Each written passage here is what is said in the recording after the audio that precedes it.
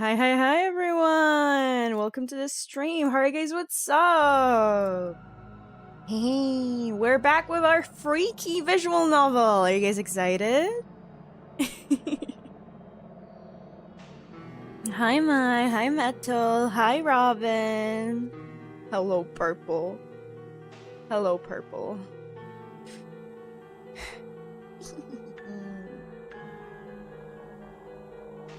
Ready to get freaky? Let's not say it that way. Let's not say it that way, shall we?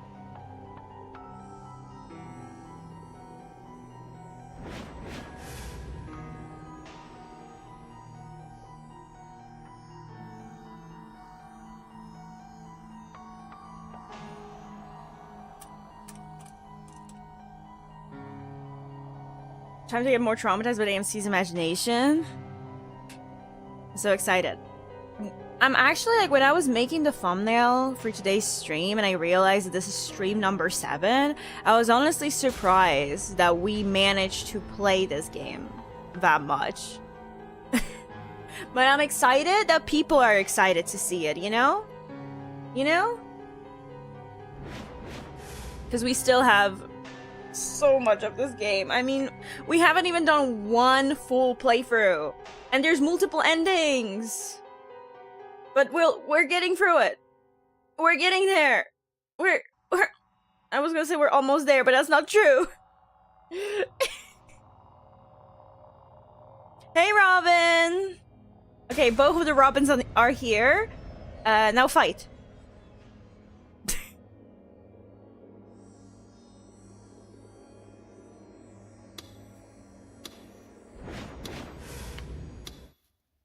The winner gets 1 bit.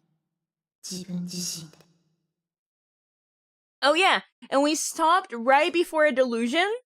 So you guys get to choose if we want to do reality, if we want to do a positive delusion or a negative delusion, because we stopped right before the choice.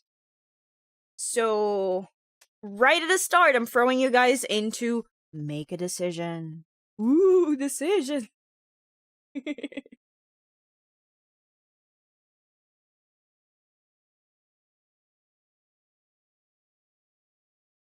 You don't understand how to use emotes, so I guess you win. Oh my god. Robin has truly been living under a rock. It's... What... I feel like it's really funny that, like, I mean this with no, like, I'm not trying to be rude. I find this amusing that, like, you stumbled upon my Twitch stream, but you act like this is your first day on the internet. I find that absolutely hilarious. Hi, Flaming Melons. Good morning. How are you doing? What was the context of the Delulu? Can we actually, like, look at the log? Oh, no, we can't, because, like, if we loaded a save... I don't remember. I'm gonna be honest, I don't remember. It's been, like, a week. Or even, like, a week and a half since we last played this. I don't remember.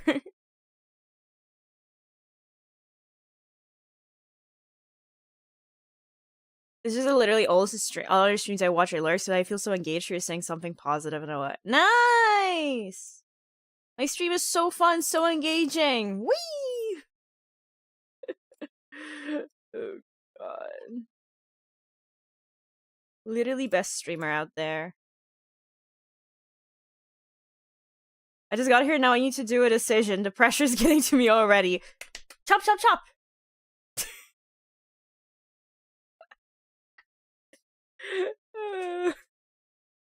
The first I subscribed, yeah, I told Jared about the fact that, like, he kind of got cucked. I stole a viewer. I stole his subscription virginity.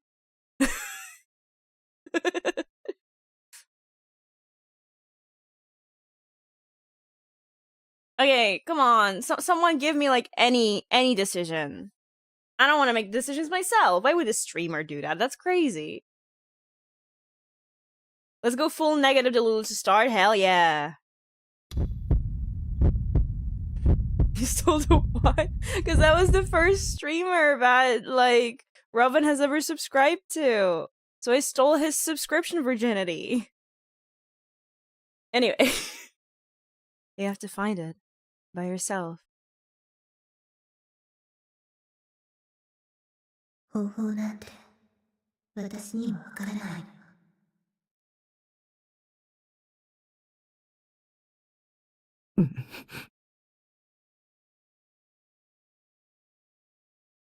But if maybe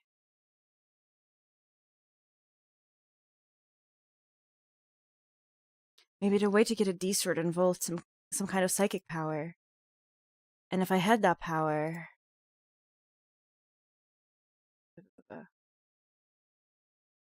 Oh, we already have redeems.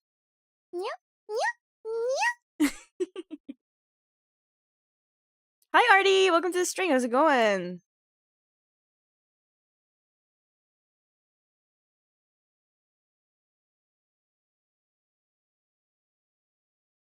It might be worth trying. I got up, leaving Remy behind as she stared at the computer screen, murmuring to herself. I went and picked up the toy D-sword in the corner of the room. I stood in the middle of the room and held it out in front of me, in the best approximation of the ESO character that I could do. I started to feel like an idiot. There was no way a wimpy Japanese kid like me could look anything but ridiculous while holding this huge sword. You would see photos online of people cosplaying with weapons like these, and they usually looked really stupid. I probably looked the same as they did. Maybe this was hopeless. I decided to try it anyway, though.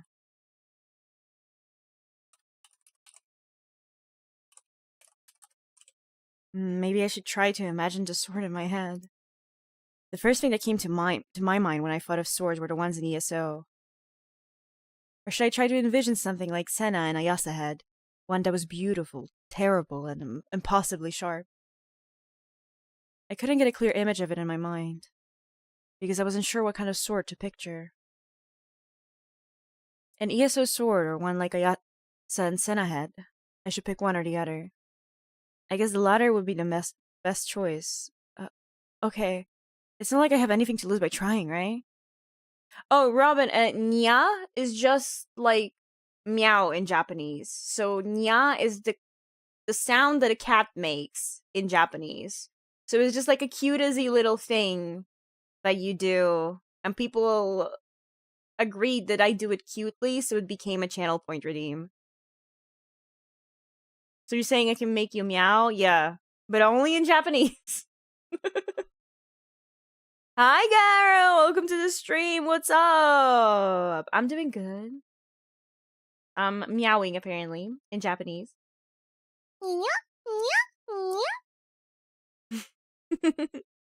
I really need to set up a way for, like, YouTube viewers to understand what's going on whenever, like, channel point redeems happen.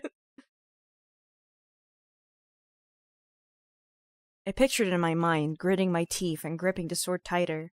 I focused hard. Become real! やめて。 A warm, soft hand touched my hand as it gripped the sword. I opened my eyes in surprise. Remy was standing beside me, holding my wrist. She was looking down, her eyes narrowed in pain and her lips were trembling ever so slightly. What was going on? Something wasn't right. She looked like a totally different person than she had a moment ago, when she had been so confused by the patent. What did that mean? What? Awful memories came racing through my mind. Remy was on my side. She was on my side, right? But I didn't know everything about her. Did she know about the D-sword too? I gulped and slowly, timidly called out to her. タク。 Remy was still looking down as she spoke. Her voice was flat and devoid of emotion. その件だけど。 Remy was on my side, right? She wouldn't betray me like Yua did, right? If Remy betrayed me too, what would I do? 捨てた方がいいと思う。どうして My voice was cracking. Did Remy know something about it? だって Remy finally turned her gaze toward me. I looked away as quick as I could. Because what?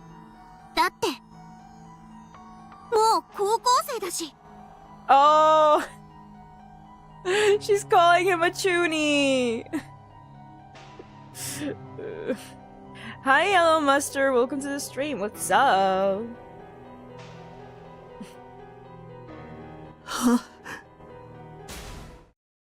Remy suddenly grinned. She smiled at me mischievously.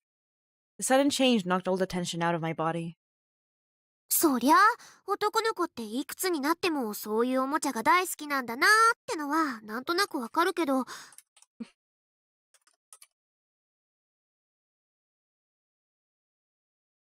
さすがにそんな大きなおもちゃ一人で部屋で振り回してるのはどうかと思うよ。それが許されるのは小学生までじゃない？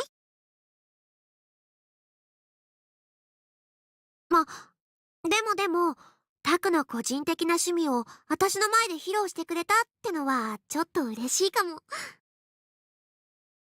私にだけ秘密を教えてくれたみたいで。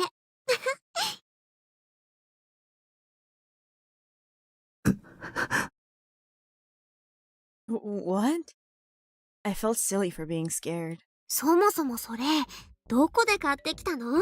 高かったんじゃない？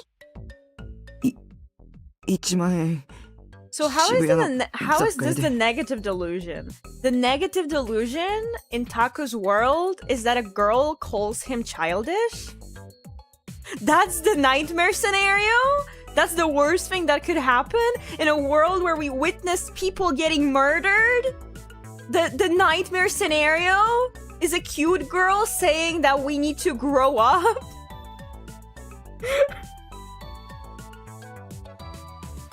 へえ、1万円か。安いのか高いのかわからないけど。でもそんな大きなおもちゃが普通に売ってるんだね。私、そんな大きなのを直接見たのって初めて。Chuny is childish? Okay, so Chuny, short for Chunibyo, where Chunibyo means, like middle school syndrome. And technically second grade of middle school syndrome because that's roughly where you would usually have like believe that you have special powers and everything, right? So yeah, chunibyo means like it was like when kids believe that they have special powers or like are superhero or anything like that. And then Chuny is just like short for that. Let's spell it. Chunibyo.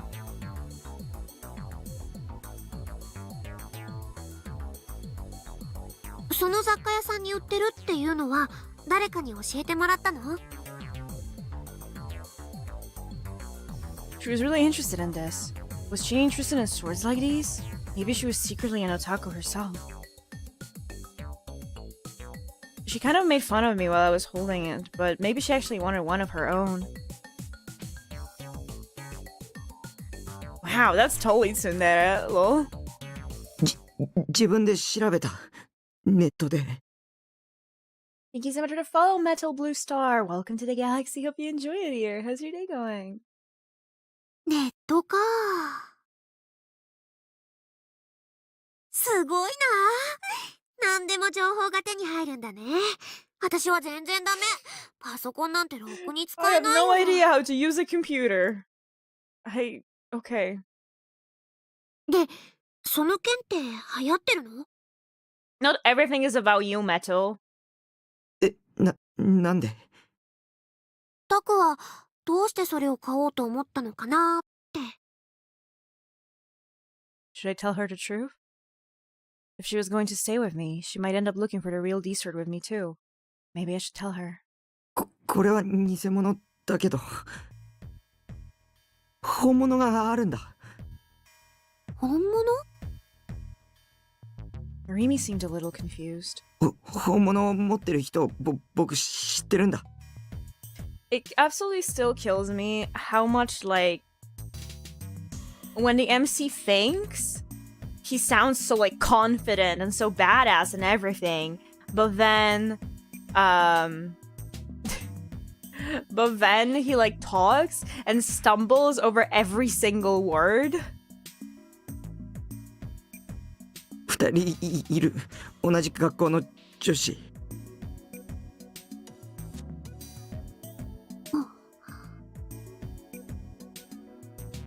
女子ね。女の子がこんなおもちゃを欲しがるかな。本当なんだ。Are you winning, Hitomi? How does one win a visual novel? At what point do you win? Maybe he just a stutter? I don't think that explains to someone's thinking.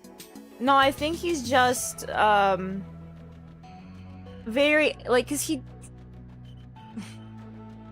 he's very socially awkward. Cause he sort of just sits in his little room, right?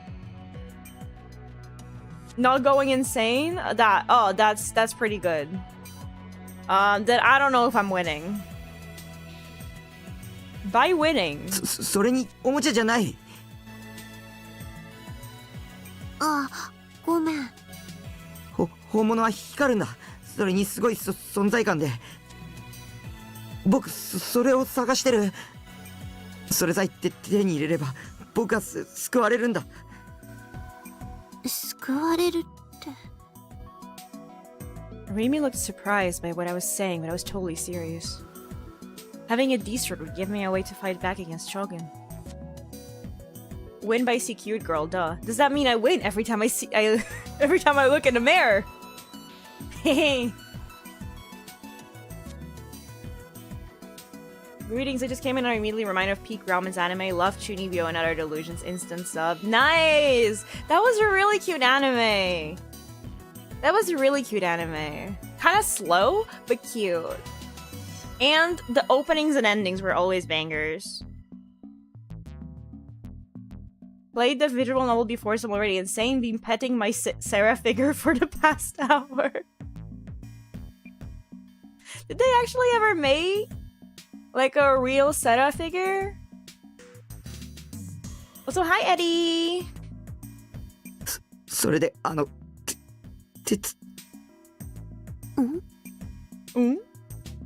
want you to help me find it, is what I wanted to say. But the thought of her saying no made me so scared that I couldn't ask. I threw the fake sword down on the ground and sat on the sofa. Then I sighed and closed my eyes. Maybe Rimi would volunteer to help me find it. That would make things so much easier. Maybe that was too much to hope for. But Rimi had appeared out of nowhere to help me before when I needed her the most. So maybe... とにかく、もし本物があったとしても、それこそ買ったりしちゃダメだよ。今タクが持ってるのはおもちゃだからいいけど、本物ってことは銃刀法違反になっちゃうんだから。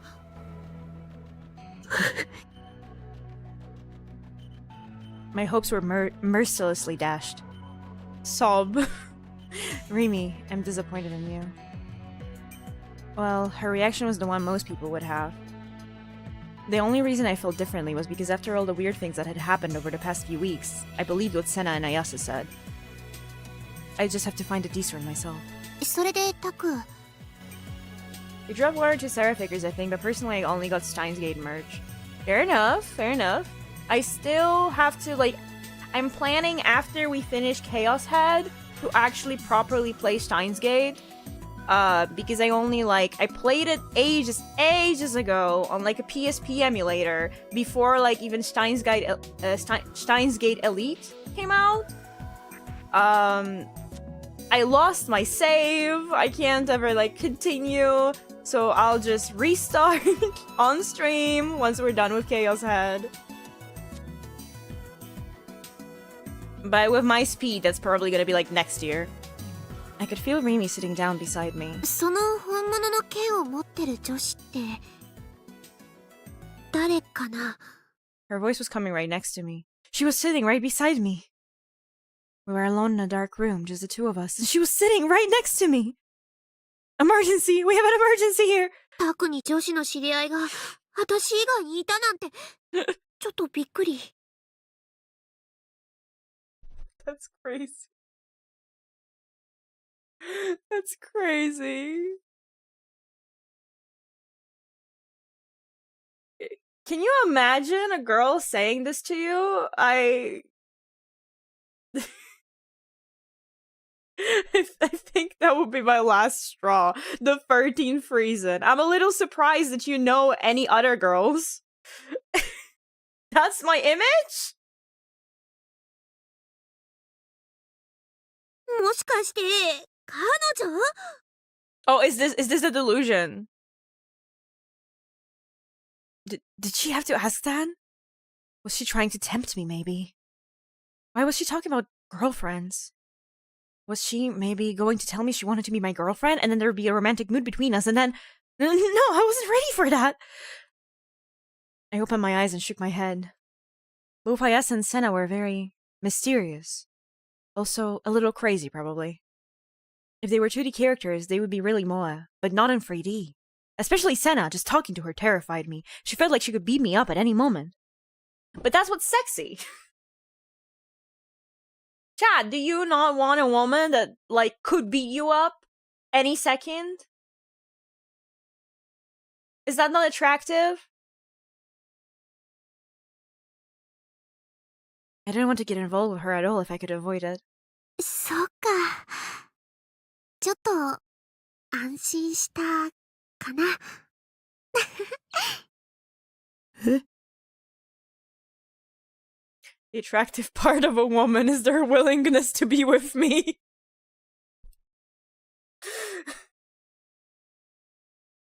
If it breathes and moves and doesn't run away, good enough! Sobbing.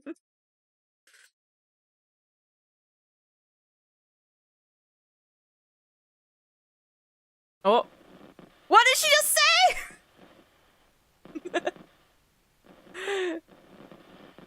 Dad, reality, positive delusion, or negative delusion? Also, what the fuck is happening?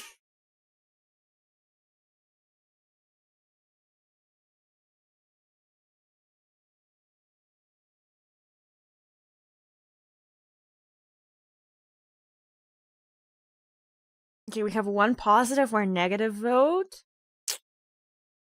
Any more voters?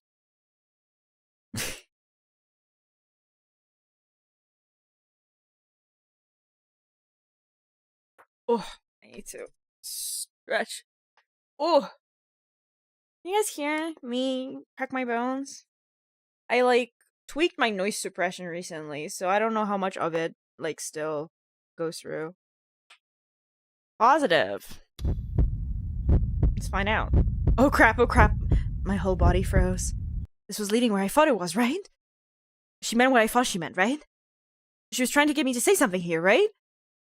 What was I supposed to say? Was I supposed to give her the answer she wanted to hear? I mean, I liked the idea, but I didn't know if I was up for dating a free girl. I glanced over at Rimi, unsure of what to say. Ah! Where's my button?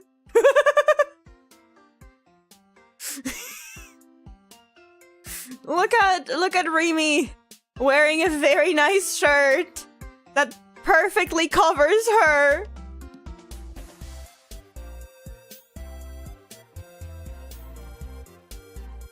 Mm-hmm.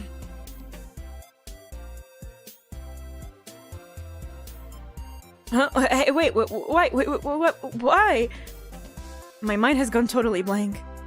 I was having trouble keeping up with this incredible turn of events. You censored the bra but left the butt wide open. But that's just butt cheeks. I think that's fine.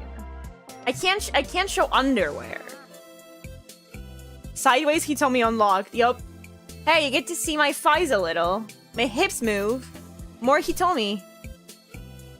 I couldn't even move a finger. I was too shocked to even speak. どうかした？ She had taken off the jacket of her uniform, I realized. That wasn't all. She had taken off her skirt too. And the way she was sitting, it looked like she wasn't wearing any panties. No! It only looks like that, chat. It only looks like that. Twitch staff, YouTube staff, it only looks like that. I'm begging you. I'm praying.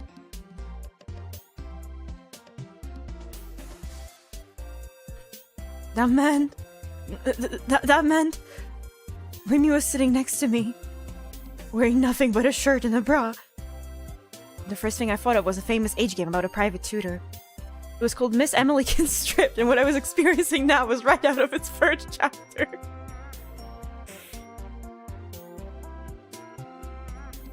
Honest... Okay, chap. Imagine you finally bring a girl home. And I know that for most of you, that's already very crazy to imagine. However, just bear with me. She undresses, and you're like... This reminds me of this video I saw on Pornhub yesterday. It's just like minute 325 in this one...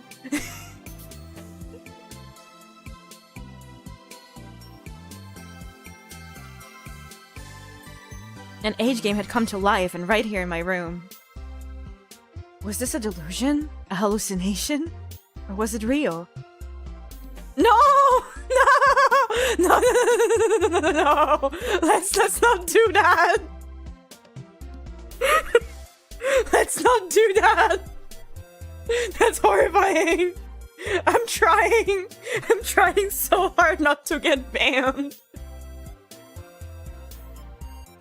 Whether it was real or delusion, Remy was definitely sitting in front of me, almost naked. I found myself staring at her chest.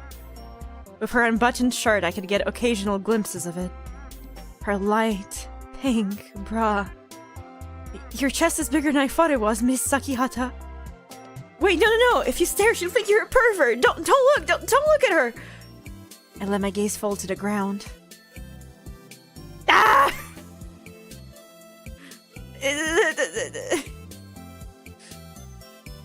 Wait, no, I'm looking at her legs. She's not wearing a skirt. I can see her panties, Miss Sakihata. Okay, she's wearing panties. Chat, we're safe. We're safe. She's wearing underwear. It's all good. They're a very simple design, but very cute. Crap, my little man was starting to boot up. Tears in my eyes. Boot up? That's the wording we're using?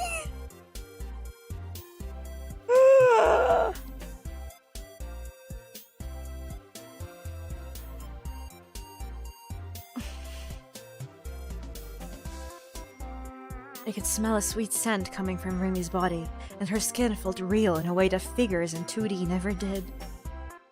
So this was the power of 3D. It was too sexy to handle, to be honest. All of my deeply held values were in danger of being wiped out. I told myself that I wasn't into 3D girls. I only loved 2D girls. I'm trying so hard to censor this. But Remy's body had a destructive power. I'm so calm. But Remy's body had a destructive power about it that threatened to eradicate those beliefs. I could hear her breathing, like she was a little excited. The fine strands of her hair gently waved as she breathed. Her chest moved up and down. Her chest moved up and down with each breath. The sexy way she was rubbing her thighs together. Her dewy eyes, her pink tongue peeking out from her half-opened lips. It hurt to breathe. My mind was blanking. What was this? I felt like that kind of strange, itchy feeling you get when a sex scene starts in an age game. That strange, itchy feeling. Chad, I don't have a penis. Does it itch? When you get horny, does it itch?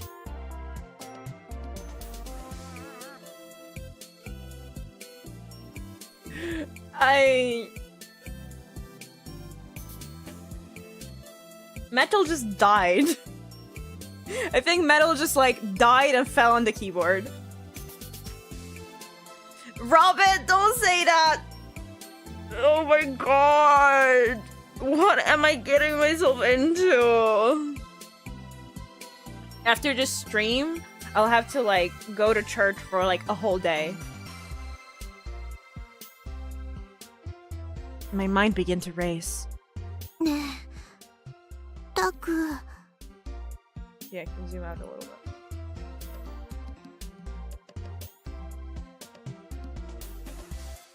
That won't save you your yaoi. But I don't have a good response, man.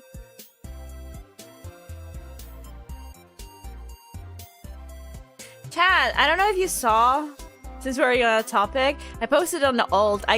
For the first time ever, I got a physical copy of Uncensored 18 Plus BL. Because I found out that we finally got a Polish release of an uncensored 18 plus Korean BL. I've never had a physical copy of a webtoon. And I was like, I want to support the fact that we're finally growing up to getting like physical releases of webcomics, let alone uncensored ones. Hello? So yeah.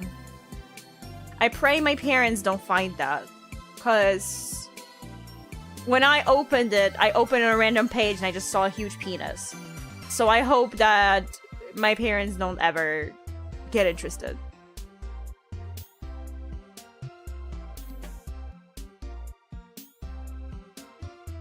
She called to me in a sweet voice. I couldn't take my eyes off her body. I had never seen a girl my age's body this close. Was Rimi coming on to me? Did she like me? To be honest, I didn't want to be tempted in such a lewd way. Ideally, I wanted to start off with platonic friendship and then we slowly fall in love with each other until she worked up the courage to say she liked me beneath the legendary tree on graduation day. I'd say okay and she would start crying tears of joy when we kiss. At least, that's what I used to think, but after experiencing the scene unfolding in front of me, platonic friendship could go screw itself! Fuck all the shoujo manga! Let's fuck right now! 私、喉乾いてきちゃった。何か飲み物ある？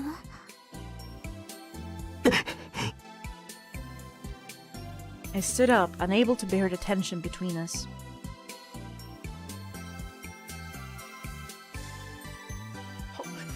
Vertical Hitomi unlocked. Drinks. Maybe in the fridge? I had a thing of soda, but I already drank out of it. Giving it to her would be weird. ないなら買ってこようかな。コンビニって深センの駅前にあったよね。I could sense Rimi standing up behind me. ちょっと行ってくる。 You're going out like that? You'll be right back? I turn around in a panic just in time to see Rimi still in her underwear heading out the door. That is scarier than everything we've seen up to this point. You're going out like that?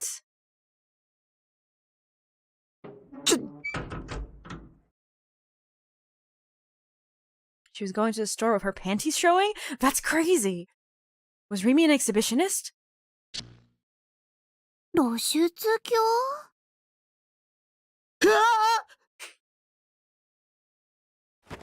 I leapt up and literally fell back in shock. Rimi was right there. She hadn't left at all. She was wearing all of her clothes too. She was looking down at me with wide eyes. びっくりした。急に大声出さないでよ。さっきから変だよ。一人でブツブツ言い出したかと思ったら、急にお声上げるし。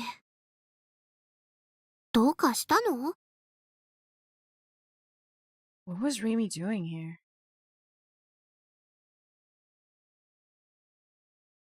I had seen her leave. Was the sexy Remy I had just seen a delusion? The sexy Remy had felt so real. I hadn't touched her, but I could tell from looking at her just how soft her skin was. Wait, what was I saying? There's something wrong with me today.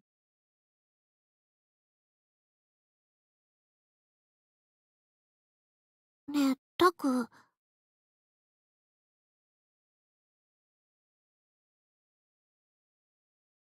My whole body froze when she spoke. Had I disgusted her? What if she didn't want anything to do with her anymore? Anything to do with me anymore? Without her around, I couldn't even leave the house by myself. 私、喉乾いてきちゃった。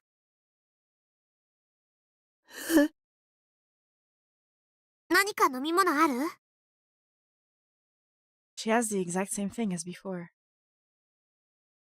But while she had sounded so sexy a moment ago, this time she sounded completely normal. I shook my head slightly. Remy put a finger to her temple and pursed her lips for a moment in thought. ないなら買ってこようかな。コンビニって深センの駅前にあったよね。ちょっと行ってくる。She smiled and left the room without waiting for my answer. All I could do was stare at her as she went. She was going to the store in her uniform. It was completely normal. The sexy Remy had just been a hallucination after all. Of course it was. I felt a little relieved, but a little disappointed. But the sexy Remy, the second Ayasa, what was it that had made these delusions feel so real? Was I the one who had done it, even? Did I have that power or not? If so, how could I use it? How could I get a D-sword? There were so many problems facing me that I didn't even know where to start. I decided to do some more research on mind reading while Remy was out on her run to the store. Hi Shreya, welcome to the stream, what's up? I turned towards the PC and noticed that Grim was in the chat room calling for me. I sighed and entered the chat room. You're finally here. You took way too long, Nightheart. My mind's been going whose eyes are those this whole time thanks to you. Damn it, what does it even mean to go whose eyes are those? You just wanted to say that. Every time I see those words, it scares me. What's your new info? New gen stuff, of course. It's happened. The 5th murder. Again? I felt the same dark terror I always felt, but I also felt confused. I had felt sure Shogun and Yua were going to come after me next, but instead, they had gone after someone else. Of course, it was hard to say if I should be happy about that or not. It's on top of the page of Taboo News. You'll find it easily if you look. When today did it happen? 待て They found a body last night, but the victim died the day before. This is another crazy one. You see, they took out the guy's brain. Hang on! I panicked as Grim started to give me the details without warning. I had already heard and seen enough disgusting stuff. I didn't even want to hear about it. If I did, I might end up imagining it happening to me too. I didn't even have my D-sword yet either. But Grim continued, oblivious. And here's where it gets really scary. How do you think they died? Malnutrition! They survived losing their brain! My body shook with fear. I pulled my knees close to me and wrapped my arms around them. I didn't want to hear anymore. Just please, leave me alone. My HP was already at 0. They were in something like a state of brain death. They might have been stuck like that for over a week, with no brain.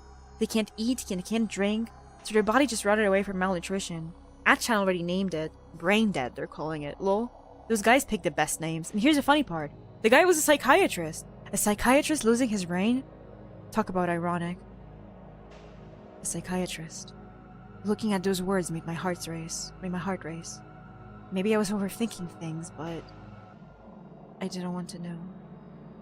But part of me felt like I had to. Did we kill the psychiatrist that we tried to get in touch with?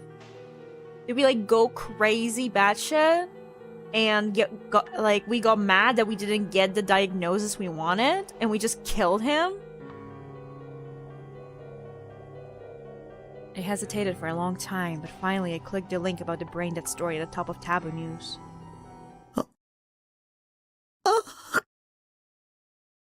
It is him. Body of man found in Shibuya, 5th Newgen case.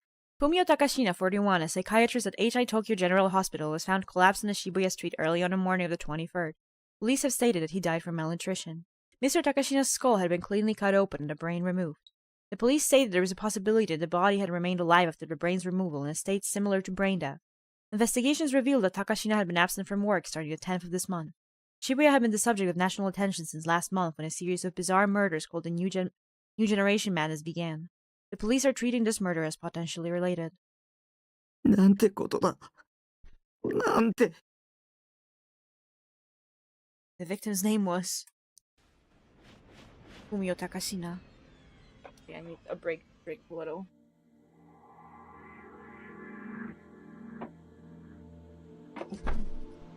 Hydration. It was Dr. Takashina. Dr. Takashina had been killed. They were taunting me. Shogun was clearly taunting me. He had killed Dr. Takashina, the man I was counting on to help me just to scare me more. そんな。助けて、誰か助けてくれ！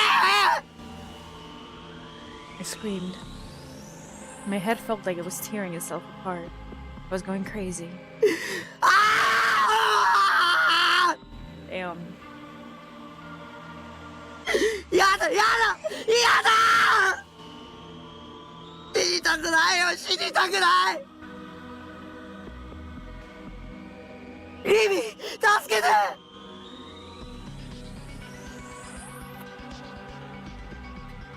I looked around the room for Rimi. I kept looking and looking and looking. She wasn't here. She wasn't here. Why wasn't she here? She had left to go to the store.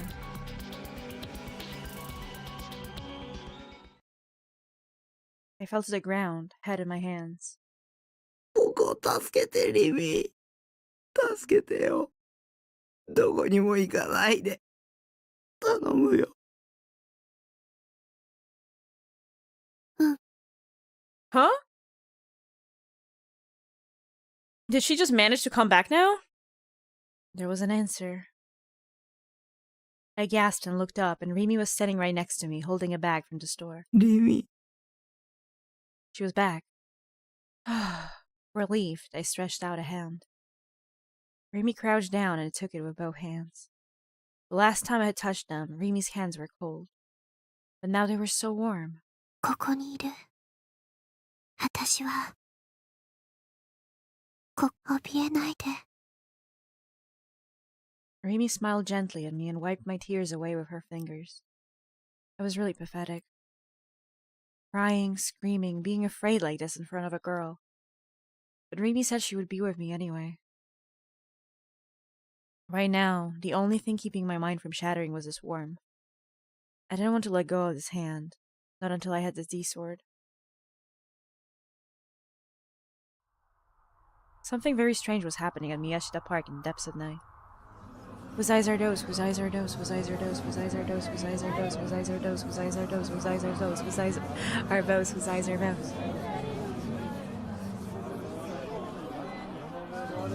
A large group was huddled in the middle of the park.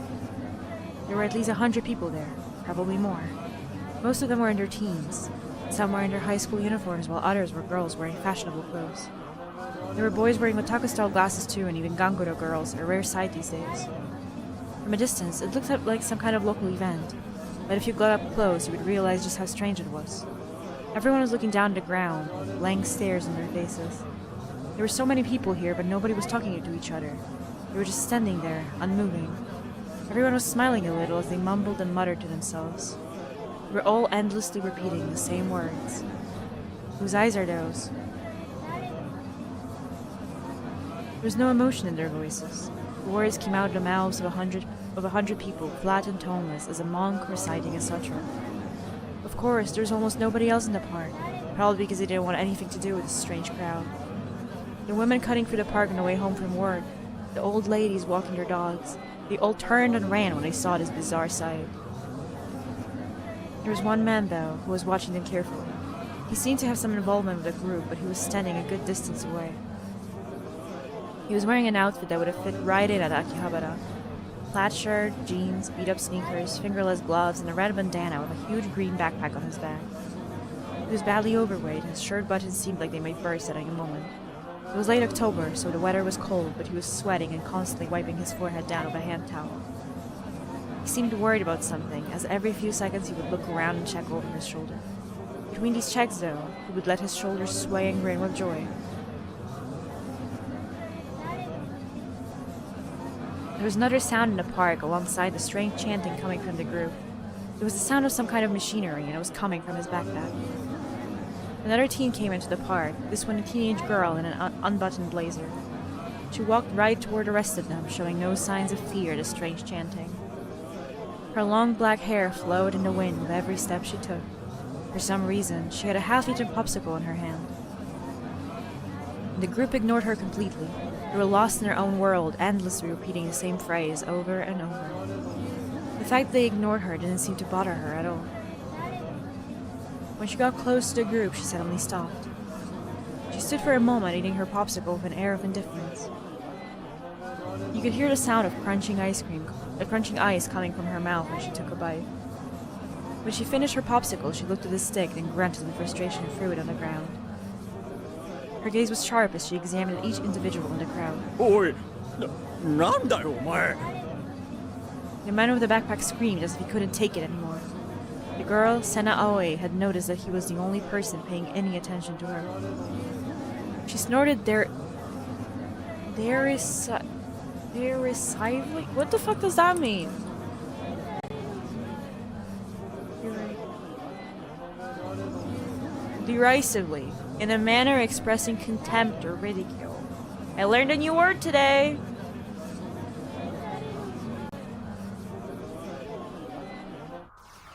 The space around her hands seemed to blur slightly, and the fuzzy outline of a metallic pole began to appear out of thin air. It passingly resembled a hoe, or maybe a shovel, but it didn't really look like either of them. It was a sharp blade that split just above the handguard. The blur faded away, and the weapon became solid. Senna grabbed it tight with both hands. But that wasn't all. Both ends of the blade she was holding, as well as the space off to its right side, began to glow with blue light. More metal parts appeared in the glowing space, just like before. Then, with a heavy clanking, they fused themselves to the first blade. In the end, they formed a ring and a long trail of light stretched out to its right. A long blade, split as if in half, appeared alongside the light. What had started as a sort of hoe or shovel had now become a massive sword. Sharp and elegant, pure and destructive, terrible and beautiful. The impossibly large weapon was now held tightly in Senna's hands. The man with the backpack didn't react. He simply frowned. 関係者じゃないだろ。あっち行けよ。 The tone of his voice, which was high-pitched for a man, was arrogant and brash. He waved a hand, shooing her off. Senna quietly opened her mouth to speak. お前が責任者か。 It was more of a rhetorical question than an actual one. Her eyes were locked onto the man in the backpack. He started to get scared. 答える。畑野はどこだ。 Hatono? The man went pale and stepped back, but didn't answer her question. The crowd continued to murmur whose eyes are those without showing the slightest bit of interest in them. If anything, it seemed possible the crowd didn't even see them at all. Senna and the backpack man were both staring at each other. The first to look away was the backpack man. 誰だよ、それ。例えしてても教えないけどな。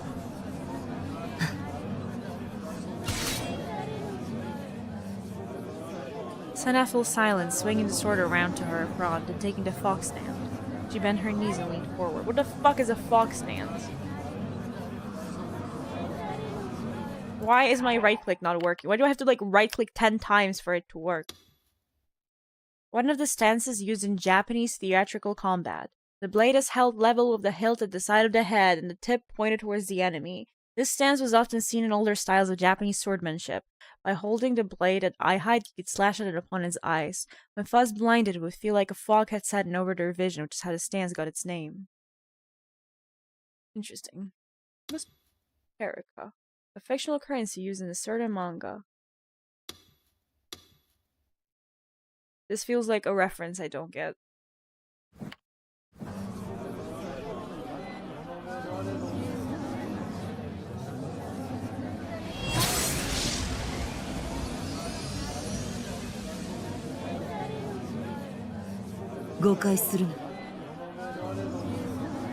The sword glowed again. But instead of the pale light it had been at first, it was now red-violet.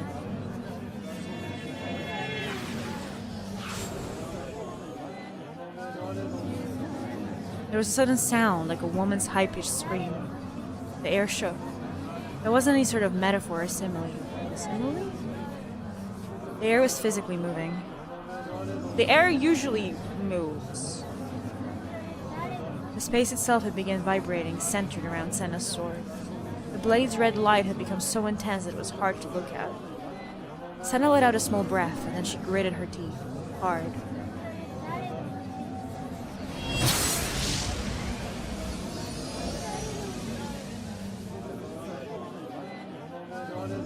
The noise grew louder.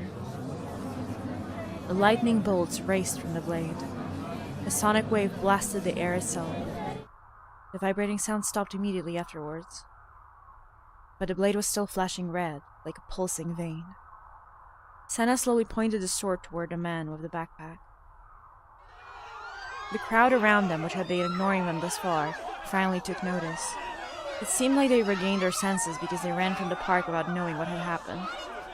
Senna ignored them, keeping her eyes fixed on the man with the backpack. The man had been indifferent before, but now he was very afraid. His face was pale, and he was slowly stepping away from her, shaking his head as if to say no. ママ、待って、俺は畑野なんてやつ、本当に知らないんだ。ただ指示されただけ。誤解するな、と言ったはず。Senna ignored the man's pleas. 質問したのは、ただの挨拶代わりだ。What? What? お前が何を答えたって、それを壊すことに変わりはない。There was a fierce light in her eyes. The man with the backpack screamed pathetically before he turned and ran. But the direction he had chosen was right toward the stampeding crowd. With nowhere to run, he froze. By then, Senna had already leapt towards him, closing the distance in an instant. That was a cool effect. Okay. Her strike was quick and powerful. So strong and so fast that it was hard to believe. It came from her frail body. She swung her blade in an arc, slicing through the man's backpack and destroying what was inside. The impact blew the man backwards. He fell onto the ground, curling up in a ball and shivering. He didn't have the strength left to run. He had pissed himself in fear, and a damp spot was forming on his pants. Senna walked over to him, showing no interest in the man himself. Instead, she looked down into what was left of his backpack. There was a machine inside, shooting off small plumes of sparks. It looked like something like a bulky modem, but now it had been smashed to useless pieces by Senna's sword. The loud mechanical noise emanating from it a moment ago was now nowhere to be heard. Nozomi. She whispered this name to no one in particular. There was hatred in her voice. Oh yeah, 'cause that's... Is that the logo of the Nozomi company?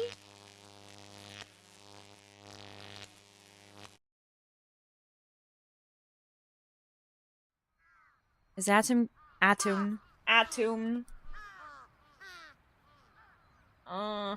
One day I'll know how to speak. As autumn grew deeper and the air got colder, it was hard to believe that I had been wearing short sleeves just a short while ago. The sky above me was hazy, like its colors were starting to fade. The leaves at the park were brightly colored, though.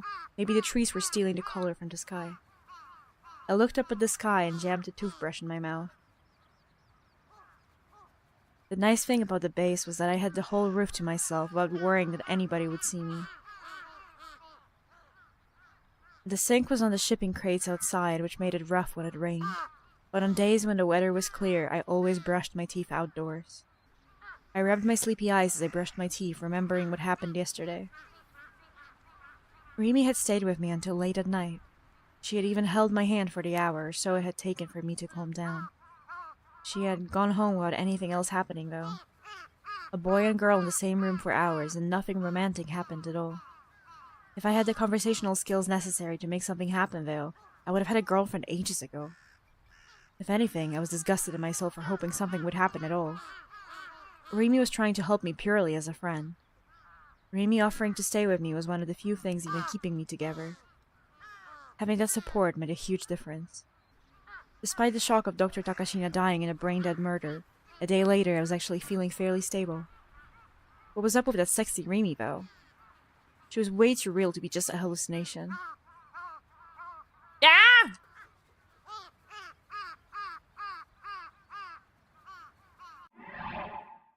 Oh. It was incredibly sexy, even just thinking back on it. I hadn't really stared that much, but I hadn't even seen the wrinkles in her panties. That means you stared a lot. That means you stared quite a bit. As a self-proclaimed panty meister.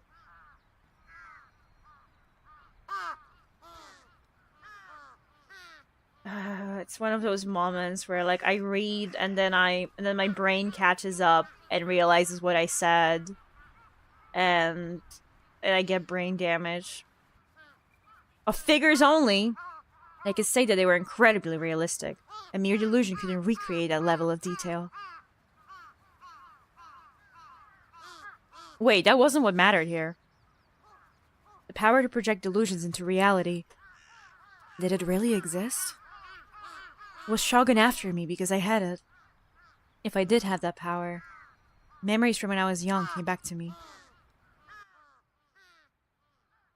The day I hadn't been able to go on the field trip, the day I was the only one who didn't get in the accident. The bus had crashed and all my classmates had gotten hurt. My teacher, Mr. Saito, had died. I had seen the images in my head so clearly.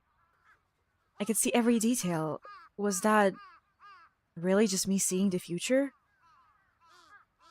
If maybe I wasn't me seeing the future, but just my delusion. Oh hey, his hair wasn't always bluish? No, I think this is because there's like a sepia filter.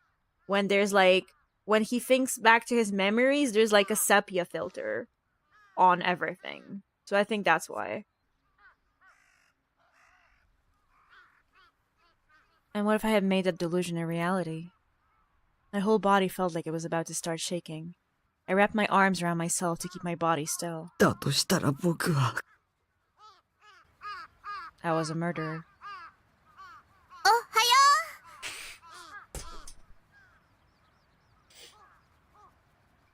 よ I can't with this game. I can't. I was a murderer. Ohio! Ohio! Hi.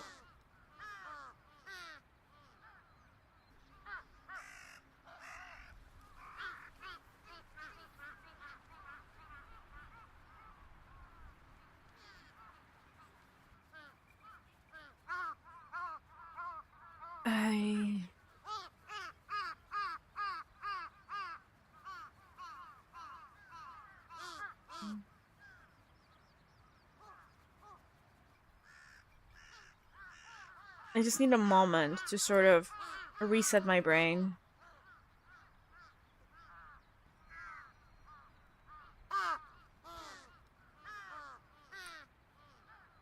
Remy was there. She was incredibly cheerful for it to be this early in the morning. Seeing her smile made my shaking stop. It was so strange.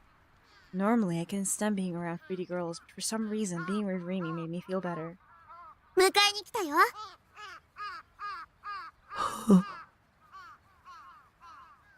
なんでポッカーンってしてるの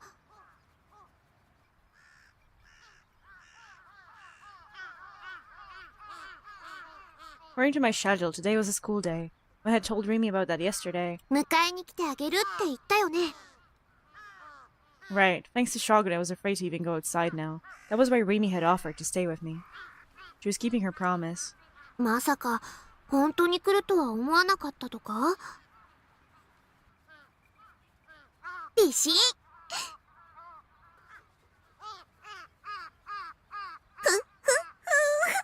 残念でした。こう見えても私尽くすタイプなんだ。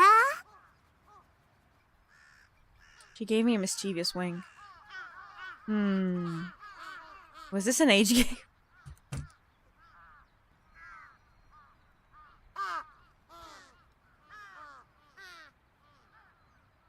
Why?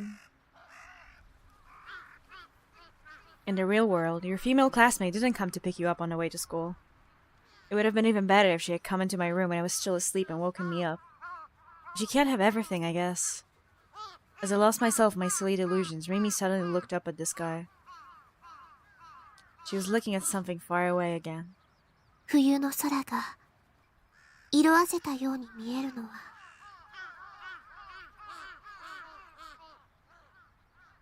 どうしてだと思う？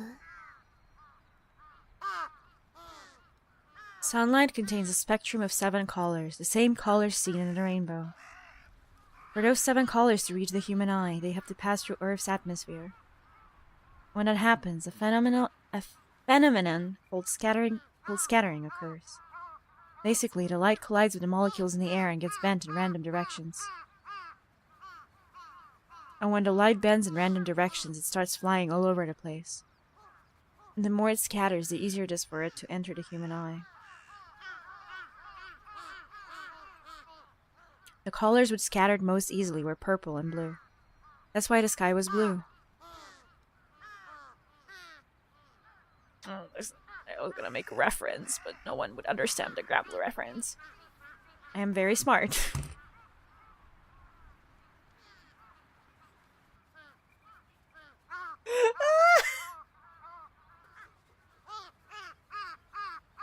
But Remy's answer is very different from my dull scientific one.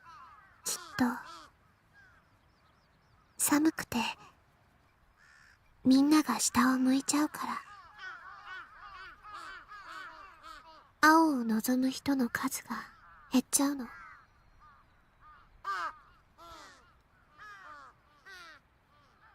Remy had said something like that before, but when was it again? だから寒くても上を向いて歩こう。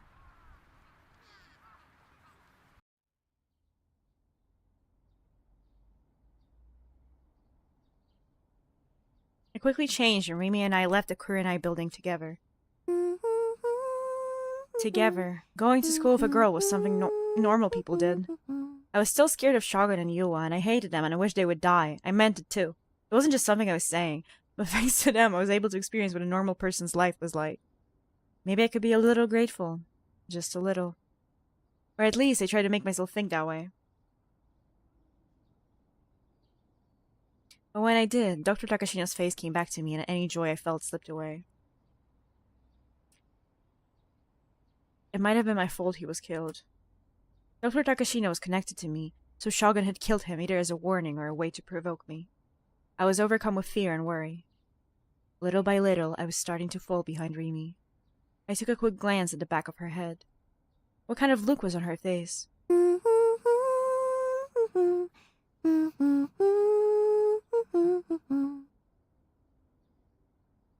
She was humming a song. It was a song from the Phantasm CD I had lent her last night. Her steps looked light and carefree. We weren't even talking. How could she seem so happy? Looking at her helped my worries a little. But, to be honest, why was she being nice to me? Was the answer inside my memories of her, the ones I didn't remember? When we got to school, I sent her on ahead and went to the bathroom. This was another survival technique of mine. I really appreciated she was doing all this for me, but going to school with a girl in Tao would mean standing out way too much. In particular, there was no telling what the Dawkins in my class would think. So, to make it look like I had come to school alone, I slipped into the bathroom and killed some time. This turned out to not work, however.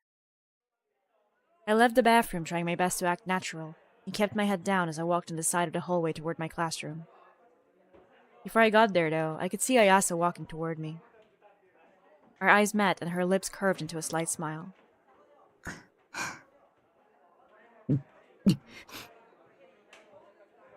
Ayasa was famous. I didn't want to risk attention by talking to her, but she stood in front of me, blocking my path. I didn't have a choice. 匠、あれから警察はどう？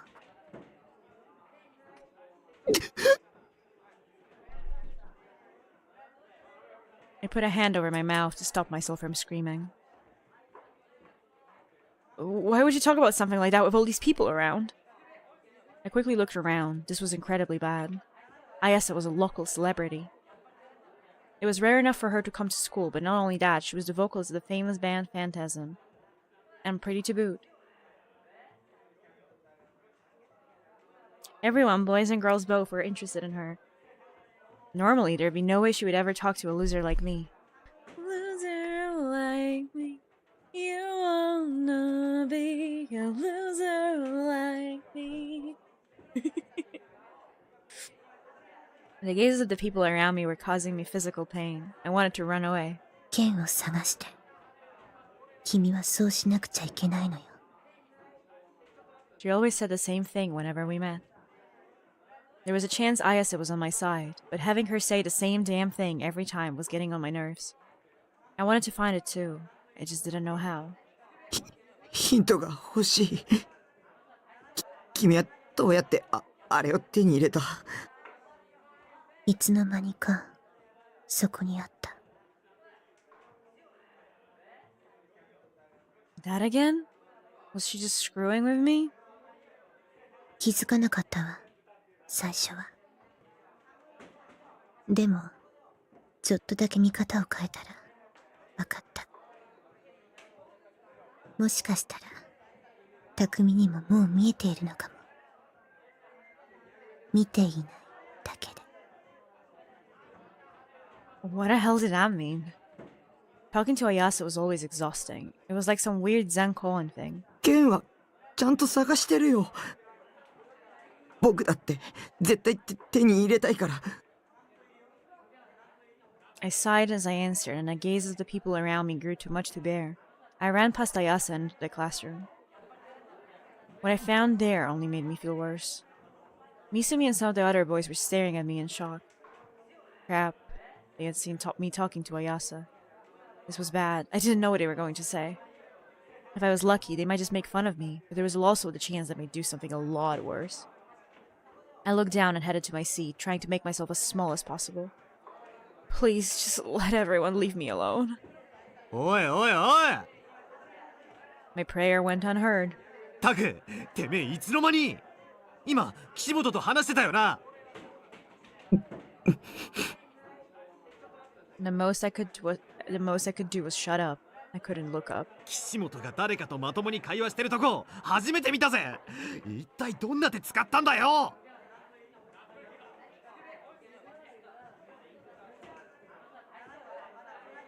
Please, don't talk so loudly that the rest of the class can hear. Please, just leave me alone. I'm not going to try and date Ayase or anything. It's not like I would have a chance anyway.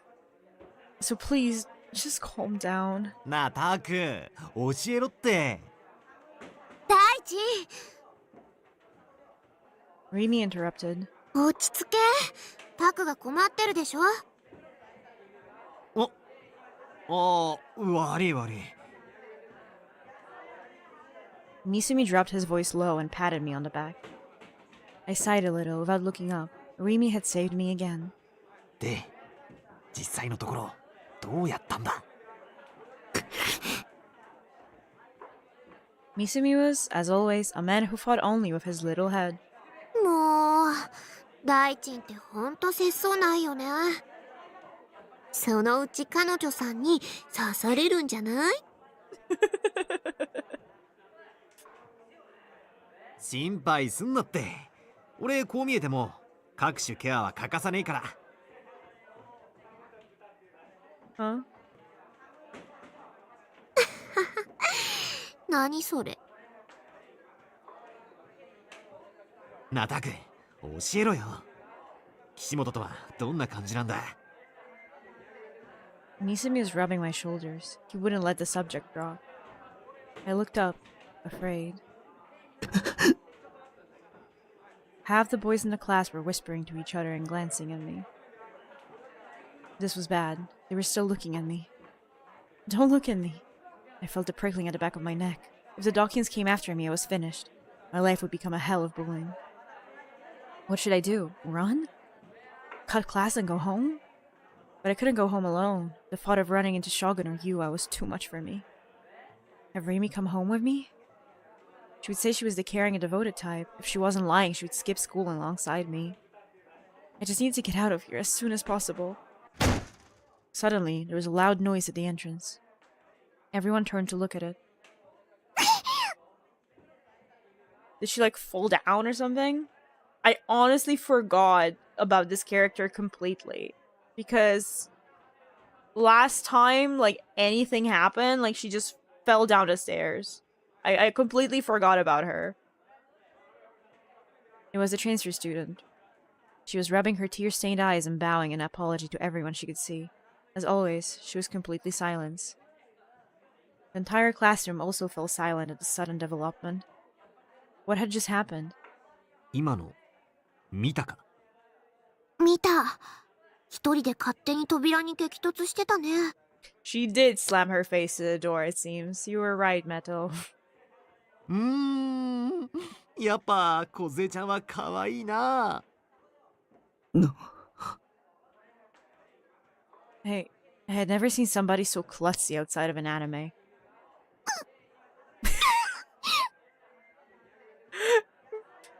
Her sound effects are so funny. Thank you so much for the follow, Arthur Dragolich. Welcome to the galaxy. Hope you enjoy it here. How's your day going?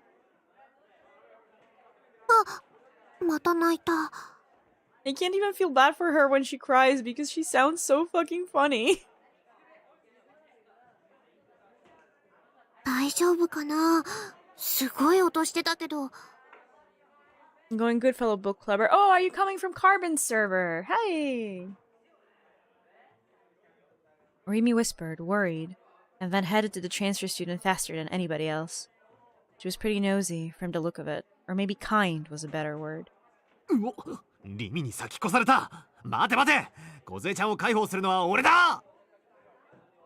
Misumi shouted as he raced after her. Kozua's accident was, for me, good luck. All the boys who had been staring at me were now looking at her. Good job, transfer student. But I happened to hear what some of the girls near me were saying. うざ。何あれ。狙ってやってんじゃん。Oh, they think she's doing that for attention. Ooh, drama. Just a few faint whispers.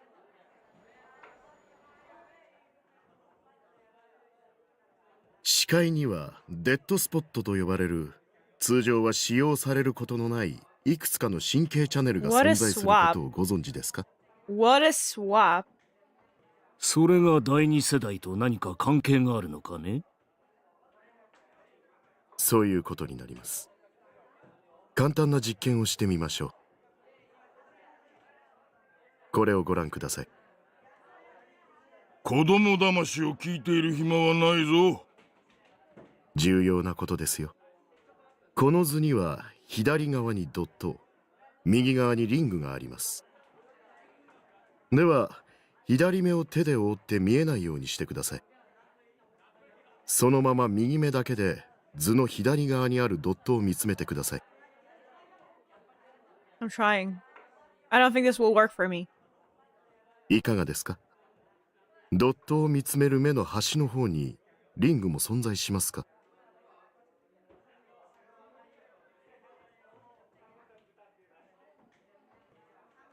いくらドットだけを見つめていても、隣にあるリングがついでに見えているのは当然だと思うがな。For me to be able, my monitor is too big. I had to like move back to be able to see it.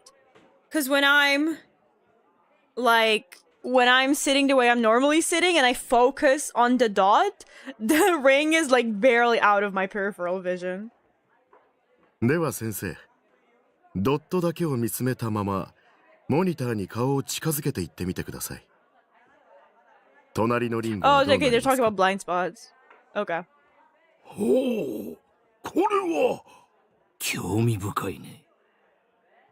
右側のリングが消えた。そうですね。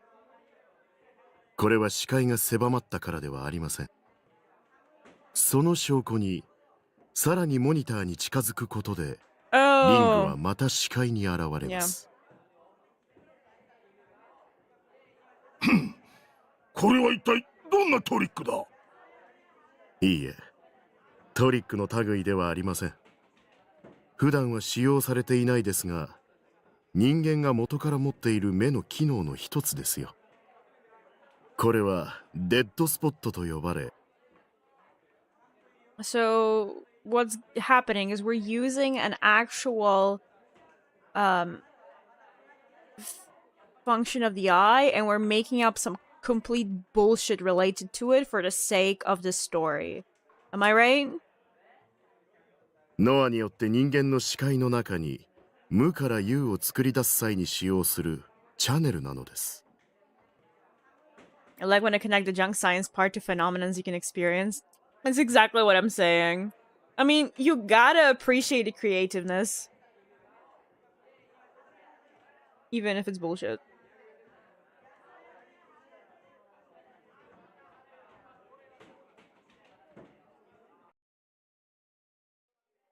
Classes had ended, and I was standing by the school entrance. Twilight was spreading over the sky. Several crows were silently flying past me, flapping their wings as they receded into the distance.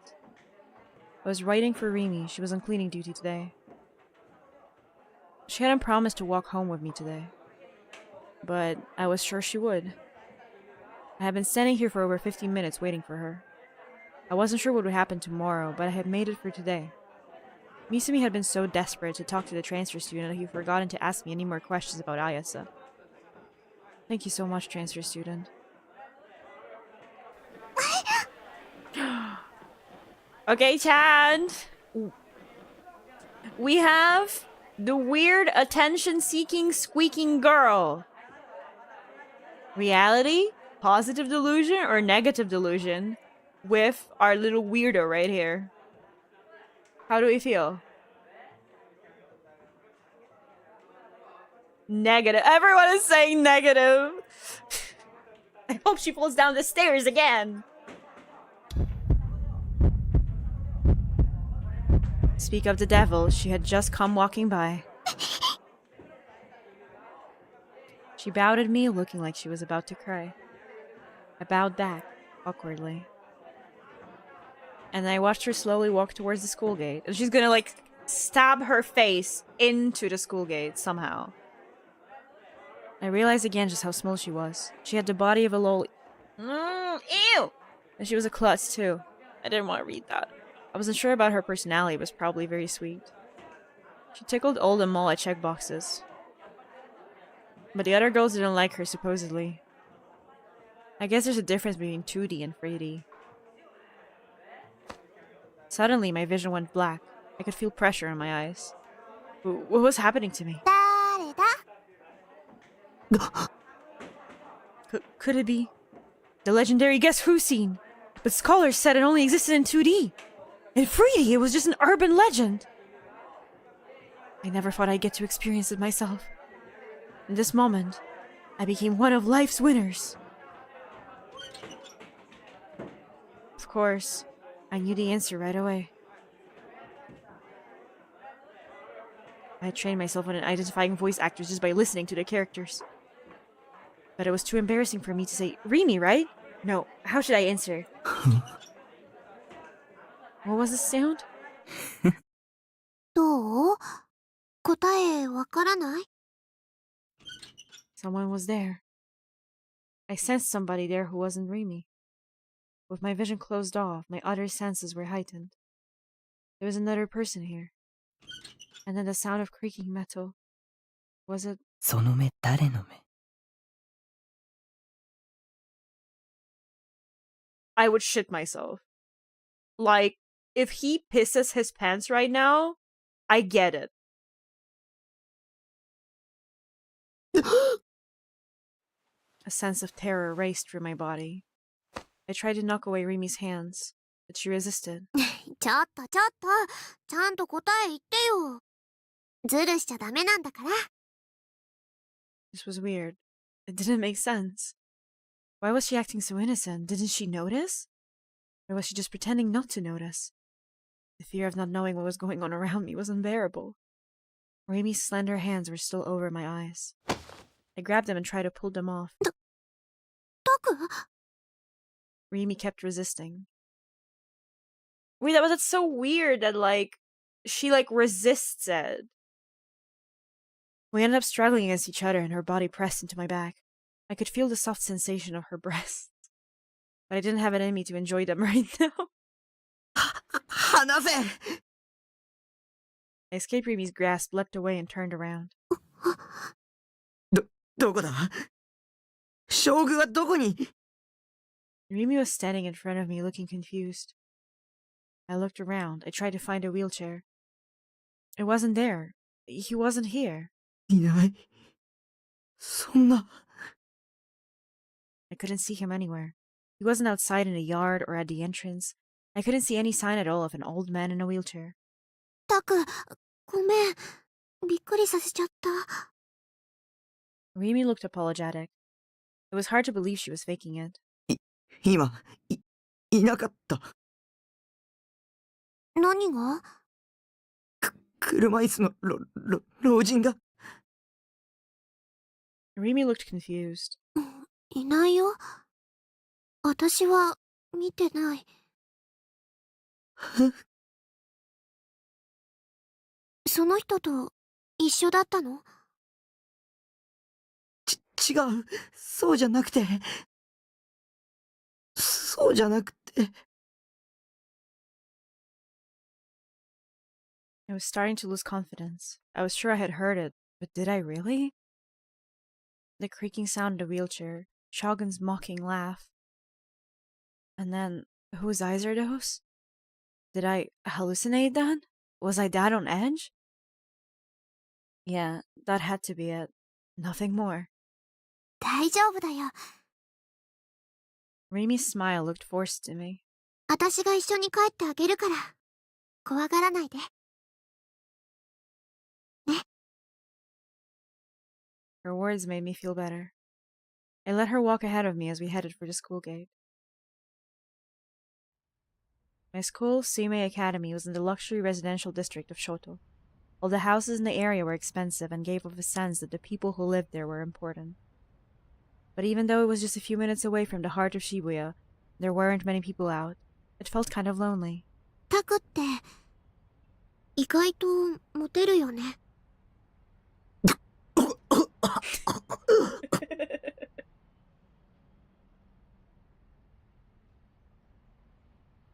She had startled me so much I was gasping for air. What the heck was she talking about? あれ自覚ない She smiled and pointed her finger at my nose. You aren't supposed to point at people, you know? だってこの前は、メガネかけた3年生の綺麗な人と一緒だったし。あれは。うん、昨日聞いた。タクに意地悪する人だよね。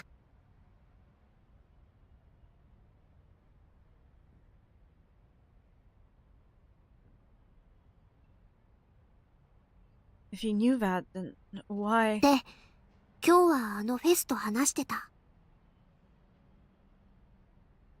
あと折原さん。転校してきた朝に真っ先にタクに声をかけてたよね。さらに今こうして私と一緒に帰ってる。ほら、モテモテだ。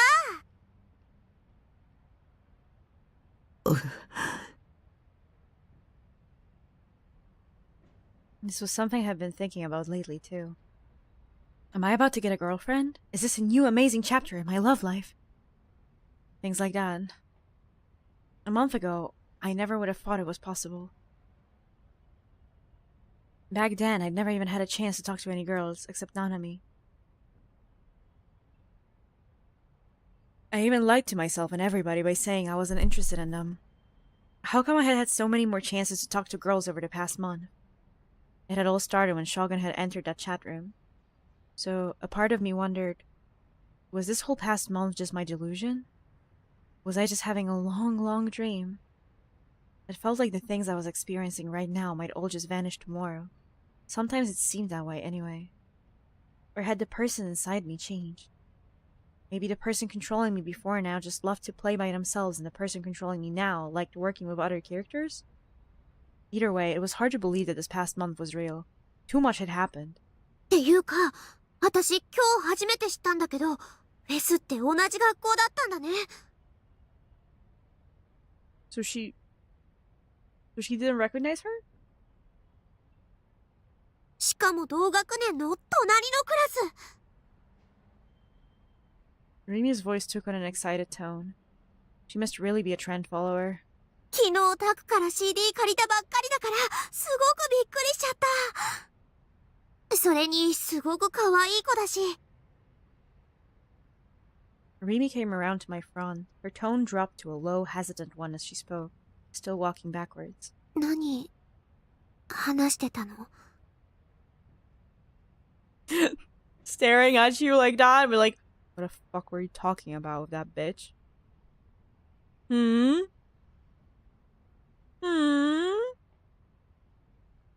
今朝、フェス、岸本さんと、聞かせてほしいな。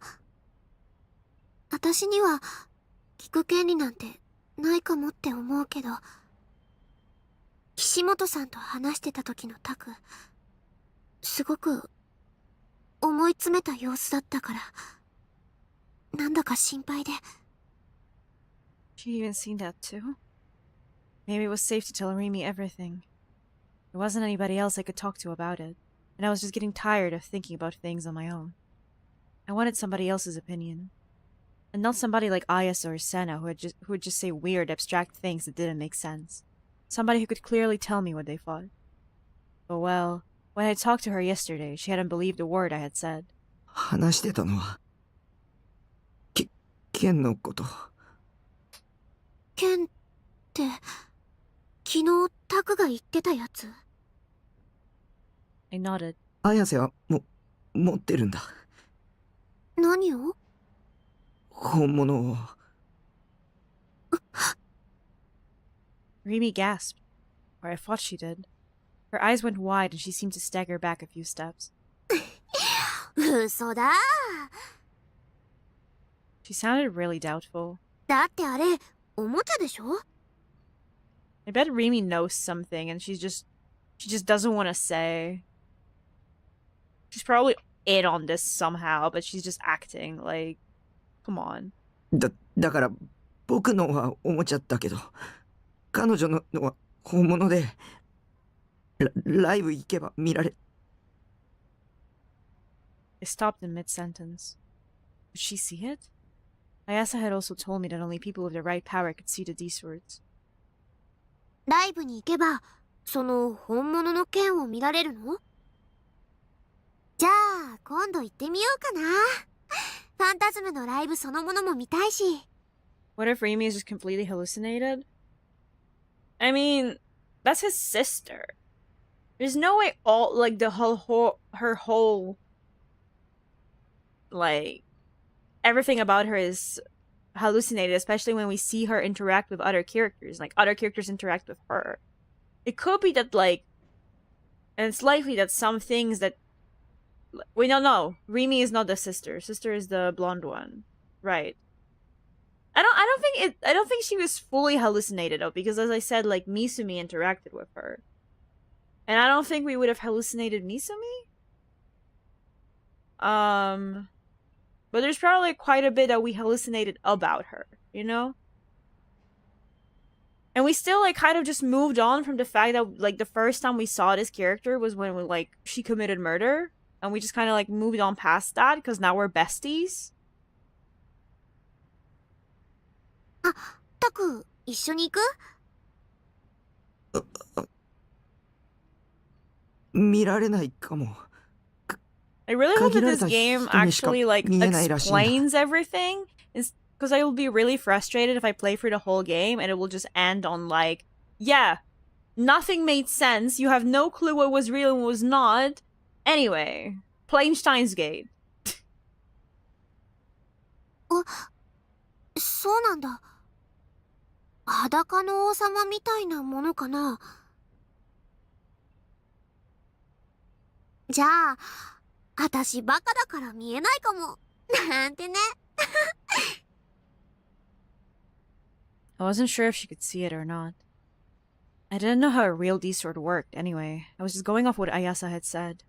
そんな剣、本当にあるのかな。やっぱり私信じられないよ。I tell you now that's not the case, as in that they will actually explain everything. Thank God. タクが見たっていう岸本さんの剣も本物っぽく見えるおもちゃじゃないの？でも光ったし。おもちゃでも光るやつはいくらでもあるよ。Damn, got me with that one. Well, I couldn't deny that. You could just add some lights and get a glowing effect. But the way Senna and Ayasa's swords had felt so real, so powerful, I couldn't believe they were toys. They had an aura about them that the fake toy could never create. And more than that, Ayasa had pulled the sword out of thin air. It wasn't super speed or hypnosis or anything fake like that. What I had seen was a glimpse of an incredible power. 僕には妄想を現実に投影する力があるかも。I was far from certain myself, but I decided to share with Remy the possibility I had been thinking about. だから将軍に、狙われてる気がする。There was no other reason for him to be coming after me, at least. There weren't many people out there as harmless as me. Most otaku are harmless. They're stuck in their own little worlds. If they had time to spend bothering people in the 3D world, they would rather spend it having fun in their minds with 2D girls. 昨日調べてた特許のこと？タクはあんな装置持ってるの？ I shook my head. そうじゃなくて、装置とかなくても力使えるかも。Hydrate and save game reminder. Good call. Honestly, the save game is so much more important.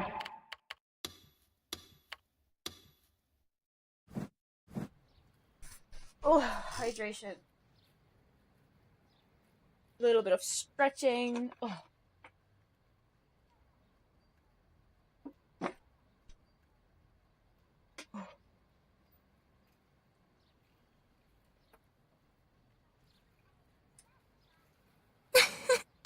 タクからかってるんでしょ？あ、わかった。何かの漫画かアニメが元ネタ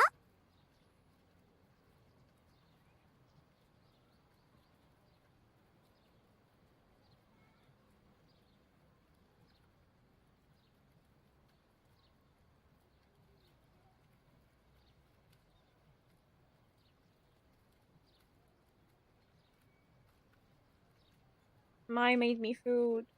I get to not starve. Remy didn't believe me after all. But I had at least some reason to think it was true. A bus accident when I was in elementary school. I explained that to her too. I might be a murderer. I worried that telling Remy might make her want to stay away from me, but I just couldn't keep it in anymore. I needed to share it with someone and get it off my chest. Remy seemed lost in thought as she listened to me stammer out an explanation. And when I was done... 考えすぎだよ。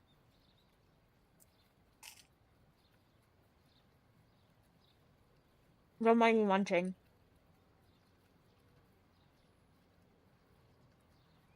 She just laughed it away.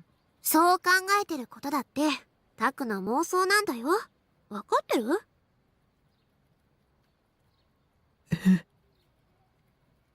Was I really overthinking it? I hoped so. But the weird feeling in the bottom of my heart just didn't go away. What are we munching on? I have a toasty that is made out of like, so first of all, the craziest thing, I found that they now make toast bread that already has like garlic butter on the bread. So I had to try that. And then we have ham and we have protein cheese.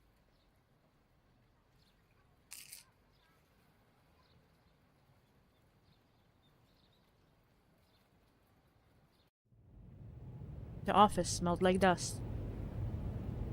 It was on the second floor of an aging mixed-use building. Light poured in from the huge window in the back that covered the whole wall, making the dust in the air look like powder snow. The letters on the window that read Trustworthiness Investigation Company Frisia cast shadows on the desk beneath it. There were 20 desks in all, tightly crammed. There were 20 desks in all, tightly crammed together. They were all piled high with folders and papers in a way you might expect to see in a publishing office. Most of the desk's occupants were out, with only 5 or 6 people there. But the reason wasn't because it was a Saturday. There was a schedule on the whiteboard next to the entrance and it was packed tight with writing. Yasuji Ban opened the agency's door right at the end of lunch break. He had walked in without knocking, but none of the people there had said a word. He gave them a friendly hey there as he headed straight for the desk furthest in the back, where a heavy-set woman was sitting at her laptop. Oh, Momo-chan, genki? Free! The woman he had called Momo was Katsuko Momose, the president of Frisia. She had had an annoyed look on her face and refused to even look up. バンちゃん、また来たの？また来ましたよっと。入所年についての新ネタ、ない？たく、私は忙しいのよ。抱えてる案件が5万ってあるの。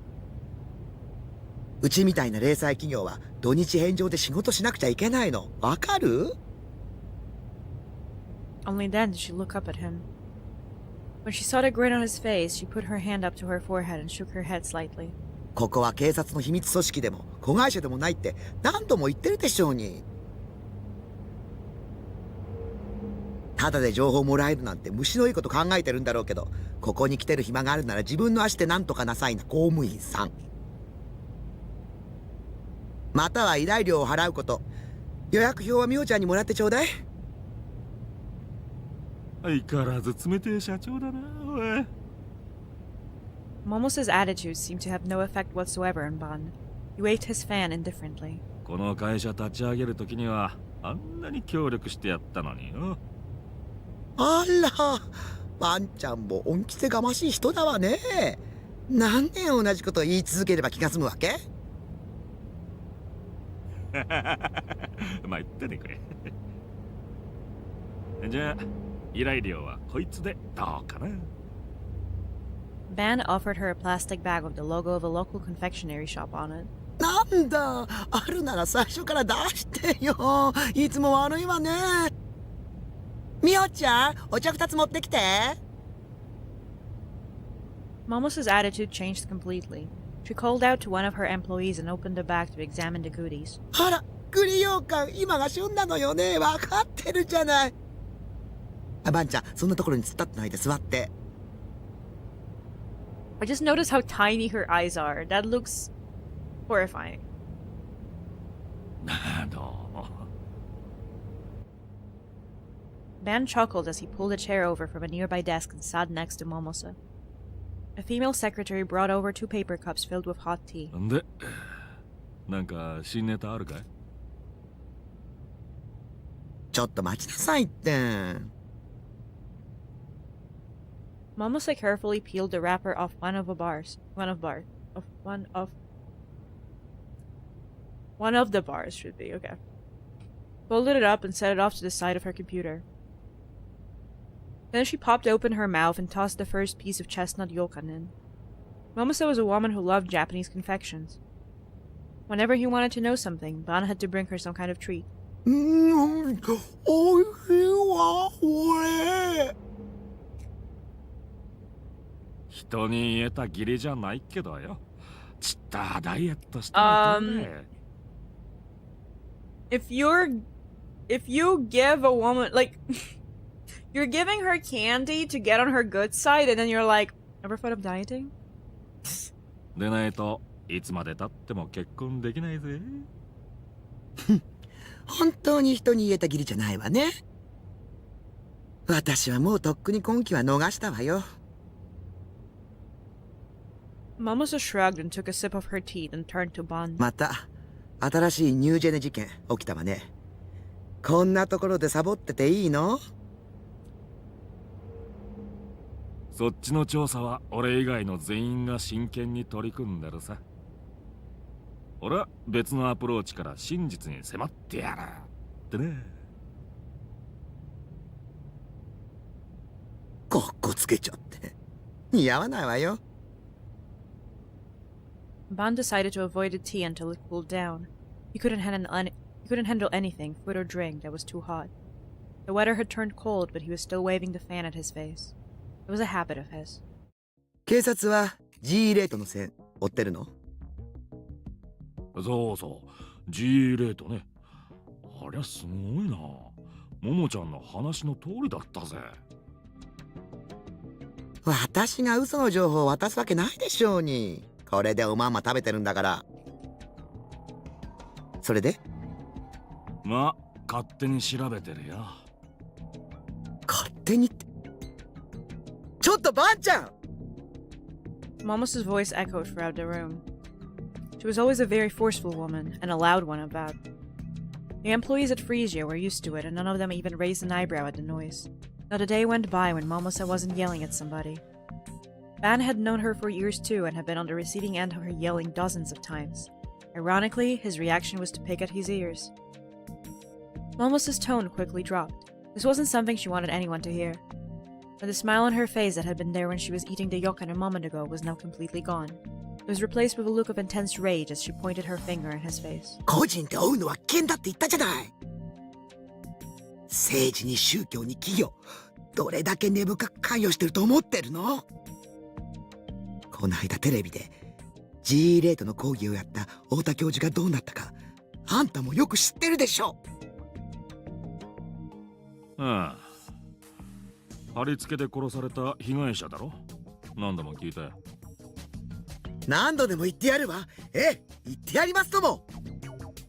あんたはいっつも私の忠告を無視するんだから。それでいつも尻拭いさせられるのは私なんてたまったもんじゃないわ。まあまあ、そうがなるなって。茶でも飲んで落ち着いたら。Momosa's reaction was to go for a second piece of chestnut yokan, not the tea. 大丈夫だって。一応諏訪と一緒に動いてるんで。今はまだ G レートやら何やらってのは突飛すぎて上を説得できねえなよ。諏訪ちゃんは確かに有能だししっかりしているけど、無理させたら承知しないわよ。ももちゃんはいつから諏訪の保護者になったんだ？バンちゃんの無謀な行動に未来ある若者が巻き込まれるのはかわいそうでしょうに。ああ、そうかい。Ban shrugged. He tried taking a sip of the tea, but it was still too hot. He winced in pain. しかしバイオリズムが人を殺す凶器になるなんてこと、本当にありえるのかね？前に説明したでしょうに。実はいまいち理解しきれてねえんだわ。それってももちゃんお得意の電磁波と関係してるのか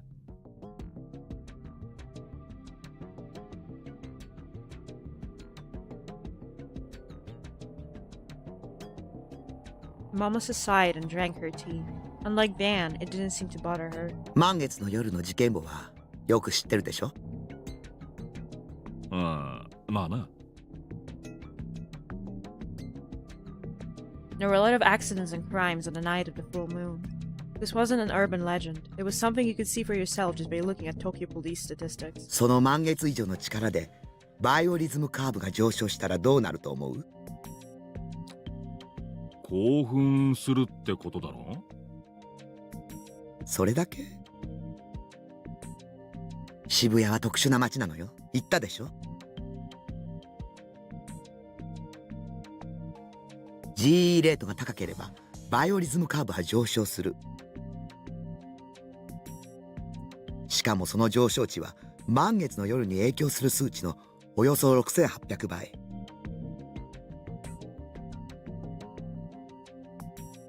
なんとも想像しにくい数字だな。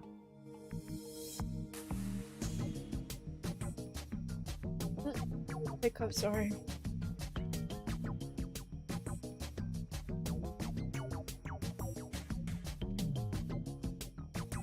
比べ物にならないくらいすごいって考えとけばいいわ。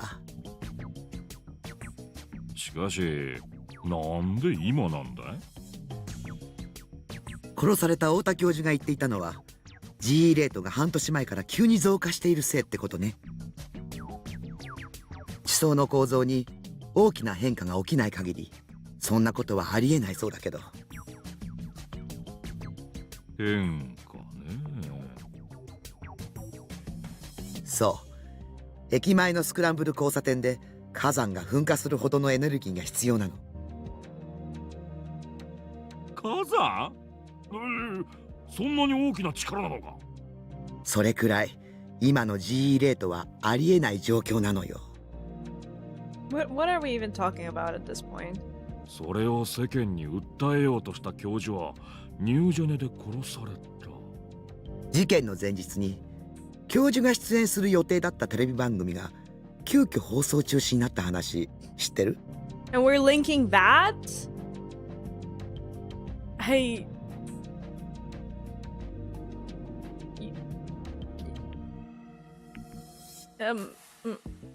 We think that's real. Okay. 確かか。知り合いに MHK に勤めている人がいて聞かされたの。国営放送の番組に圧力かけられる立場なんてそうそうないぜ。私も詳細についてはわからないわ。知ってたらとっくに告発してるだろうし。Van leaned forward, seemingly interested. 俺でも大体予想はつくさ。この際はっきり言っちゃってよ。本気で聞きたい？社会の暗部に踏み込むことになるわよ。いいの？パンちゃん、クビになるかもしれない。俺はニュージェネ事件の犯人さえ捕まえられりゃそれでいいんだけどね。ま、どうするかは答えを聞いてから考えるわ。Mom also sipped her tea, using her left hand to type into the laptop. A document appeared on the LCD monitor. It contained a list of information she had researched on her own. 明和党。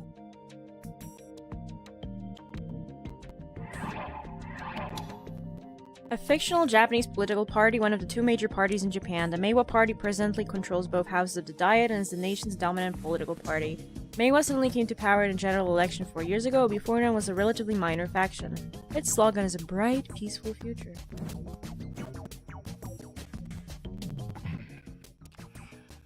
おもちゃん、勘弁してくれ。俺はてっきり野党の名前が出てくると思ってたんだがな。よりによって。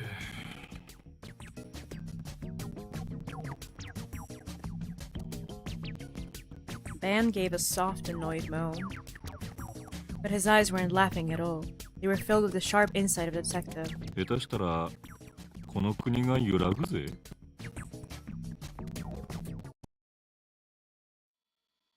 I couldn't really ask Remy to come to the base over the weekend, so I spent 2 days alone and afraid. Why the fictional was necessary? I mean, because most of those tips or like explanations there where like explaining actual like slang and actual history of Japan. I think this was the first time that they had to be like, oh yeah, this one is actually fictional. On Friday, Remy had bought me enough food that I was able to spend the weekend entirely indoors, but I was still afraid enough that several times I almost sent her an email asking her to come over. In the end, I didn't though. The only time I was released from my fear was the 30 minutes when I was watching the latest episode of Bloodtoon. Even with all that was happening, I refused to give up Bloodtoon. If Raimi was my pillar of support in the 3D world, then my 2D support was Bloodtune, or more specifically, Seiratan. Then the Monday after I survived the weekend, I looked at the Phantasm community on Frepara and saw that something was going on. I quickly clicked on a link that sent me to @channel. The place was in an uproar. Phantasms Fest spent time institutionalized. The real name of Phantasms Fest is Kishimoto. She spent time in a mental institution when she was a kid. The hospital's name is AHM. Phantasm is finished! Whatever, buddy. I thought the people would be like, no, that makes her hotter. What's a fast? AHM is an institution for real crazies. We're gonna post a thread, you need a source. You're lying! Fez was never in a mental hospital! You should feel ashamed for slandering somebody like that! I've never even heard of HEM! Screw you!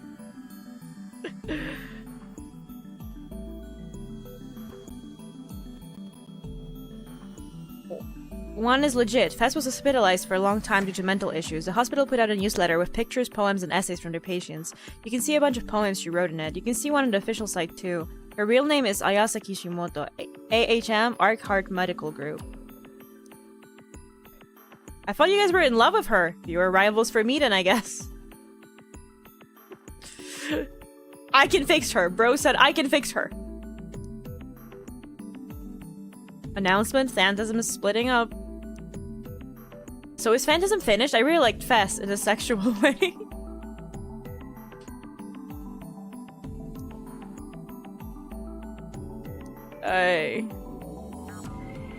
You Achan virgin. You Achan virgins can bitch online all you want and it won't change a thing. Fess doesn't look at the past, only the future. The next prophecy of death is gonna be about you losers, lol.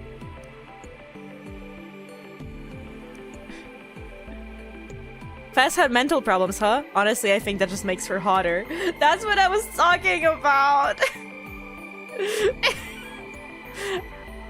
I just think that makes her hotter! Hi Percod, welcome to the stream, what's up?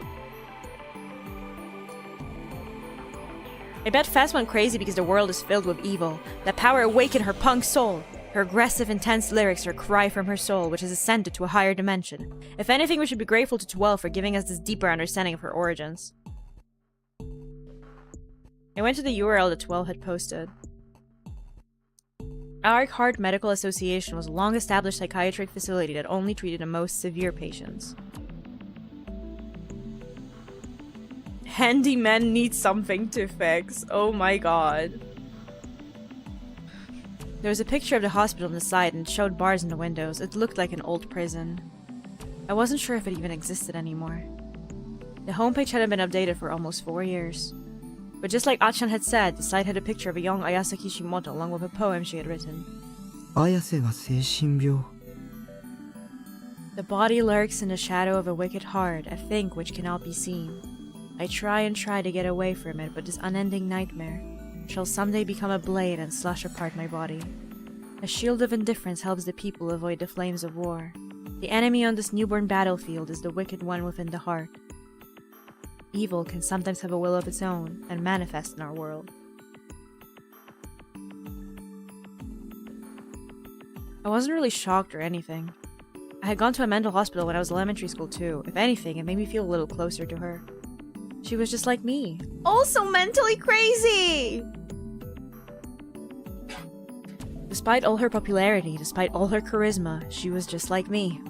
Having this in common made the idea that I had the same power she did, the power to project delusions into reality, feel more likely. I found out that this girl I like was also in a mental hospital. This means that we both have supernatural powers.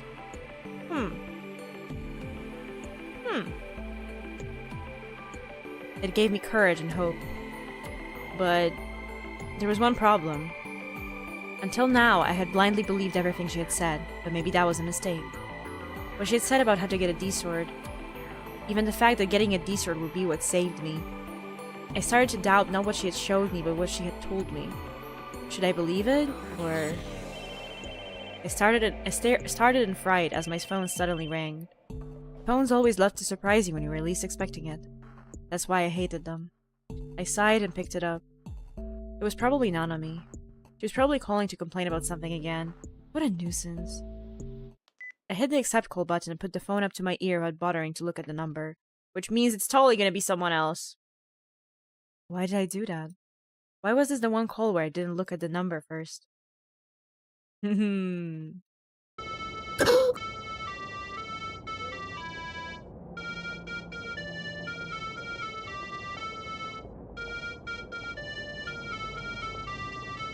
The melody coming out of the phone at an impossibly loud volume was Toriansa. I quickly looked at the number on the phone's LCD display. It was the same number. But how? I thought it wasn't in service anymore. I had had Nanami call it and there had been a message saying so. Had the person behind this prank brought it back online? どうしよう。 I looked around the room. If Rimi was here, she could give me some advice. But she wasn't. Of course not. Rimi was at school right now. I had told her I wasn't going today, and she hadn't come to wake me up. The melody kept playing as I sat there freaking out. A whole minute had passed. I'm very glad that this time we don't have to actually listen to that melody looping, because this game loves to give you some sort of background music or background noise that loops for like 20 minutes. So I'm very thankful that this time they spared us. When I had headed up to my ear a moment ago, I could hear other faint sounds beside Toriansa. The sounds of people walking, of car engines, so it had to be outside. It wasn't a phone. I could only think of one person who would pull a prank like this. Was that the same melody that Rimi was humming earlier? No. Rimi was humming a song by Fess. And Toriansa is like... Is that the song that like plays when you walk like through pedestrian crossing? Shogun. I turned to Seiratan, who was standing next to my PC monitor, for help. どうしたらいいと思うセイラ。 Seiratan smiled the way she always did. 切っちゃえばいいさ。無視無視。そっか。そうだよね。その手があった。 Also, I just noticed that he has a file called miku.mp3. Could it be that Hatsune Miku is canon in Chaos Head universe?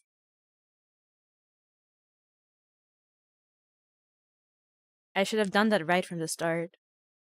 I put my thumb to the end call button, but for some reason, I decided to listen to the Toriansa melody just a little more before I hung up. It felt so strange. I wanted to hang up right now, but almost unconsciously, I put the hand with the phone up to my ear.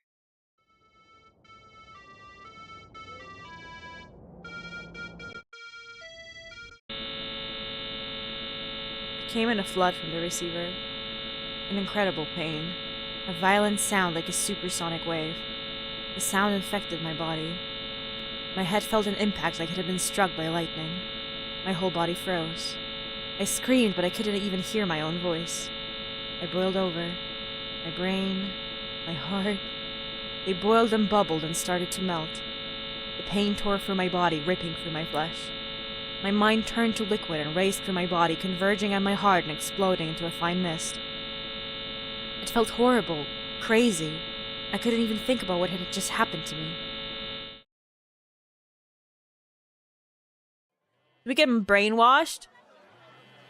When Yua Kusunoki opened her eyes, she could see that all hell had broken loose in Class 3B, her class.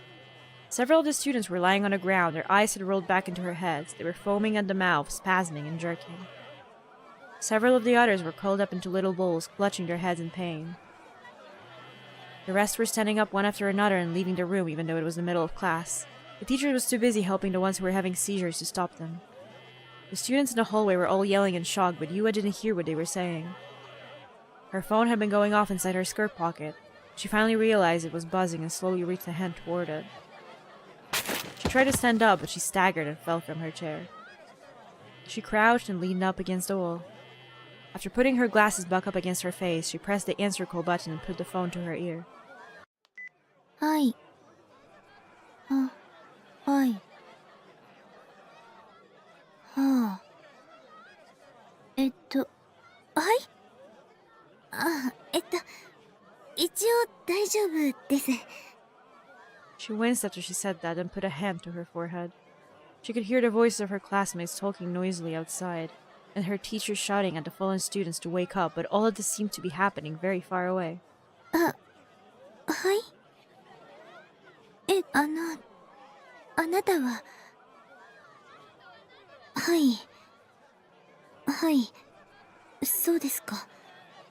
それで。 Her face suddenly turned pale as she gulped. She covered the phone with her hand and dropped her voice low. It was clear from her tone that whatever she had heard had rattled her. She only had 4 fingers in her right hand? No. 1, 2, 3, 4, 5. This behind is her thumb. This is her pointing finger. This behind is her thumb. It looks a bit weird because it's drawn as if this was her thumb. But that's her pointing finger, and that thing like behind is supposed to be her thumb.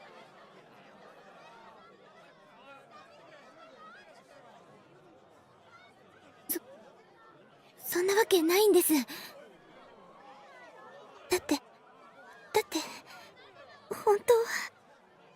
She stopped and let her hood droop. 本当は私だったのに。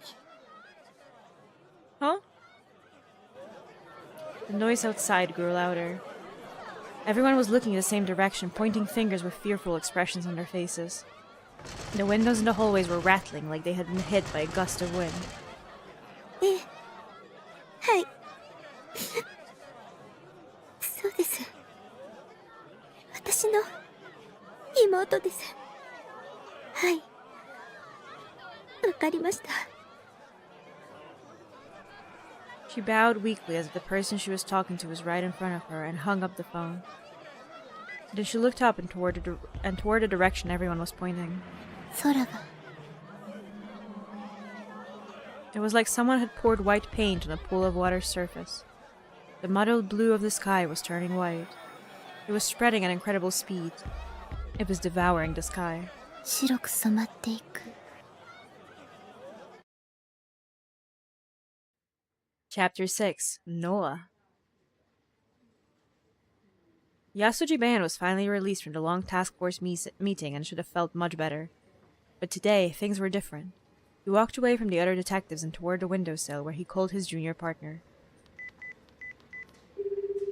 Suwa hadn't shown up for the meeting today. Ban had wanted to skip it too, so it didn't seem fair that Suwa got to. Suwa might not look like it, but he took his work extremely seriously. At least that's what Ban had thought, so he was surprised when Suwa skipped today. He had tried to get a hold of him several times and there had been no answer. Ever since Ban had talked to Momosa 2 days ago, he had had a bad feeling that wouldn't go away. And things had gone even worse today.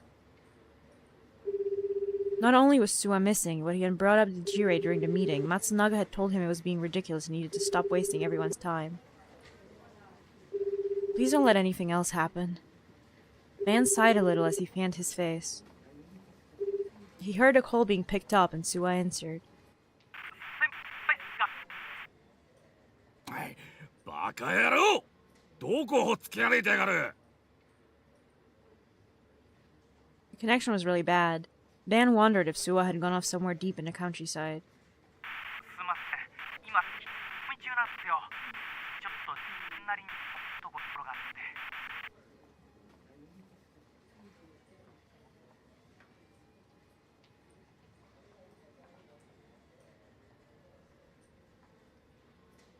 ああ？なんだって？今どこだ？ Ban yelled. He stopped being able to hear Suwa at all, and instead there was a small period of nothing but static. どうっすか？聞こえてます？ああ。それで、お前一体どこに？いや、自分なりに思うところがあってっすね。いろいろ聞き込みを。 For being in a meeting, Ban sure is shouting a lot. Didn't it say at the start that he was just getting out of the meeting? He could be like... Well, but I guess then like they should have portrayed him in a hallway. Like it still looks like he's still around all these people. お前な。 Suwa shouldn't have been going off on his own. But Ban had a nasty habit of doing just that. He chuckled. Maybe his bad habits had rubbed off on his junior partner. もう少しで手がかりがつかめそうなんすよ。ニュージェネの真犯人に関する決定的な証拠っす。 The clock is expertly faded out to not show time. I didn't even notice that. That's funny. I'm fishing for yaoi in the pond for you. Thank you, baby. 真犯人？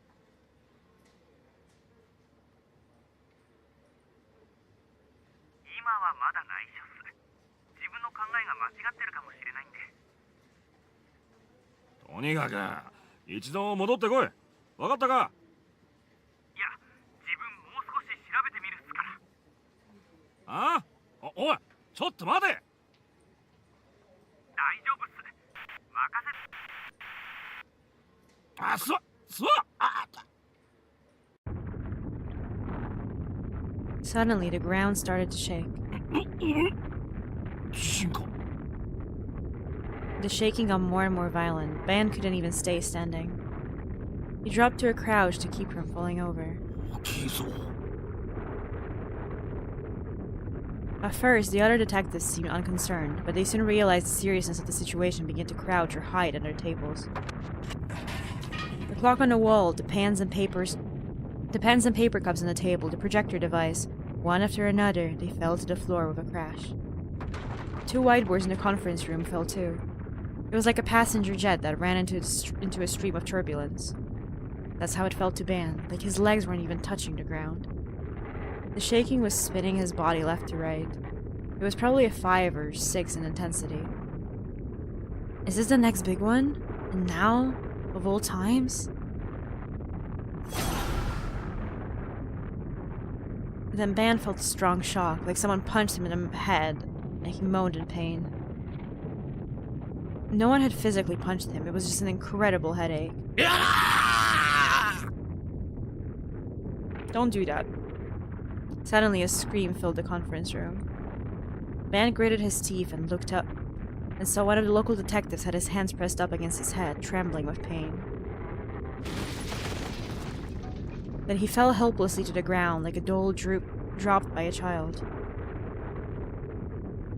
Most of the other detectives were either wincing in pain, their hands against their temples, or holding their heads.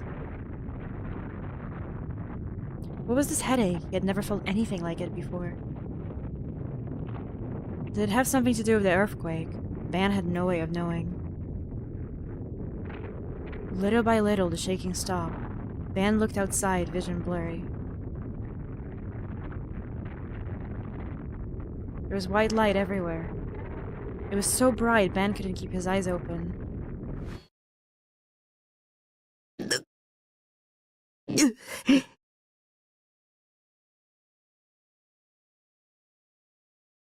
I opened my eyes, feeling a pain so strong I thought my head would burst. I realized I had fallen backwards into the middle of the room. I tried to get up, but when I did, the pain in my head spread throughout the rest of my body. I moaned in agony.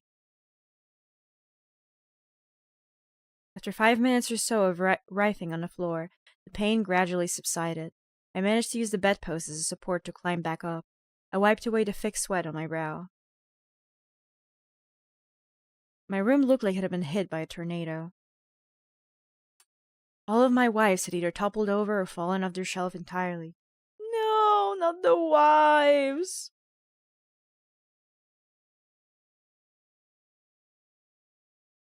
The bed was now tilted and my manga and age game boxes had fallen off it and scattered onto the floor. What had just happened? I picked up the phone and then heard Torian said, and it had turned into what sounded like an ambulance siren.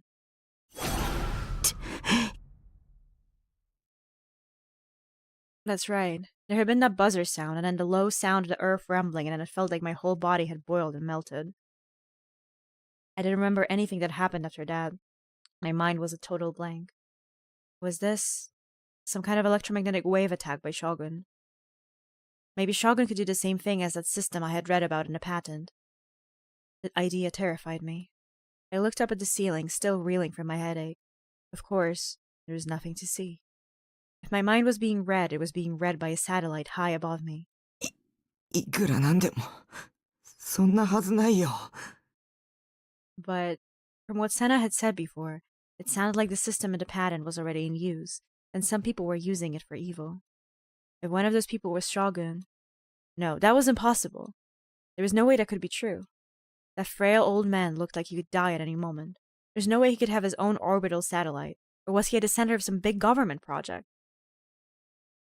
There was no point in starting a delusion and scaring myself to death with it. It was clear something had happened, so I decided to look online to find out what. I crawled toward the computer, trying my best to ignore the pain in my head. あれ、 I was sure I had left my computer on. It should have been displaying the Seiratan screensaver, but instead, the screen was black. I hadn't set it to go into standby mode automatically, so that shouldn't happen, but... My mind was still foggy. My whole body felt frail and weak. It took all my strength just to stand up. I gripped my teeth to help with the pain and tried to move the mouse. Nothing. Next, I tried a power button. The hard disk started to whir and click. I slumped into my computer chair with a thud. While I waited for my computer to boot up, I reached out a desperate hand for my phone, which was still lying on the table. I looked at the time. 13時。 What time had it been when I got that call? I remembered I was looking at that information on ISO and Achan. I tried to think and the pain just got worse. What time? Think. Remember. That's right, it wasn't even noon yet.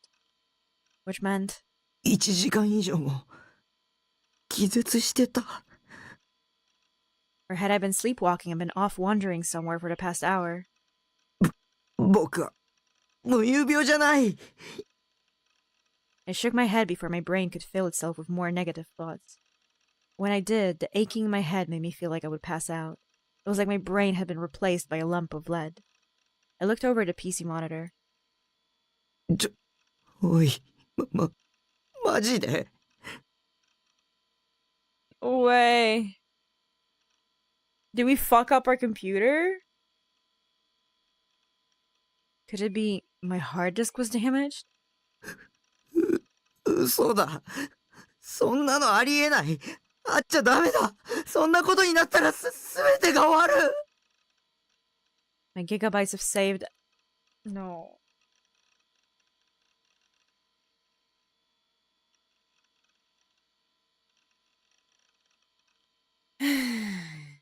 My gigabytes of saved XXX MOA porn.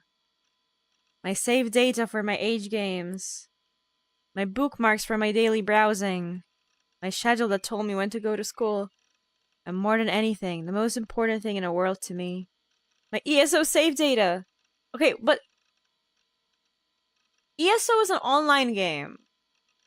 So you don't... You don't have a local save. What is MOA porn? MOA just is just like cute.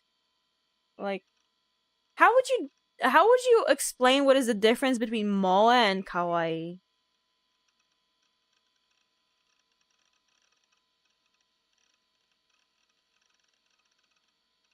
Hey.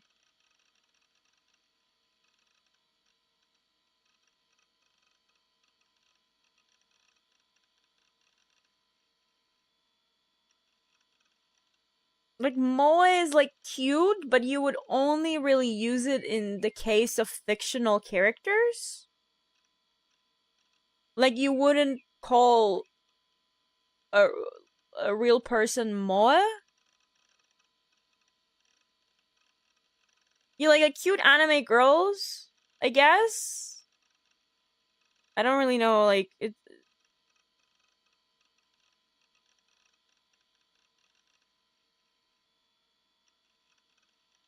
There's no, like, good word. No, like, good translation. Was it all gone? I wanted to scream in rage. I wanted to pound my fists into the keyboard. I wanted to kick in the walls, and more than anything, I wanted to see if it could be recovered right this very instant. But my whole body was still heavy and slow, and my head still ached. All I could do was lie back in my chair and bite my lip. It was over. My life was over. The loss of my ESO save data meant my life no longer had any meaning. It's an online game! It should have save data on the server! What?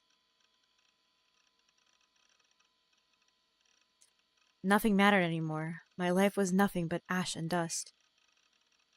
Somebody just kill me. 待ってタッキー。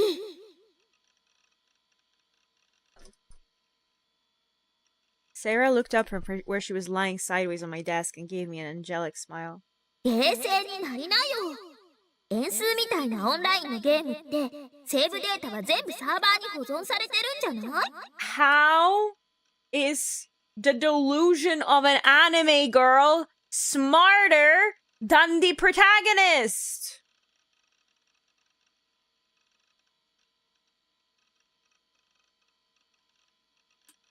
Server? Did she mean the game company's server? だからたとえタッキーの PC が壊れてもナイトハルトッチのデータは消えてないはずっしょ？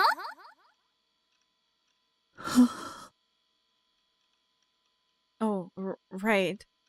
This was something every gamer knew, but I was so out of it I had forgotten. I felt like I had found one small sliver of hope amidst the despair. Way to go, my wife. I hadn't made any backups of my pics or MP3, so I'd have to give up on those. It wasn't ideal, but I didn't have a choice. I still wanted to start reformatting my computer as soon as possible. What was that line that's like, there are people who make backups and there are people who will make backups? I don't have a backup.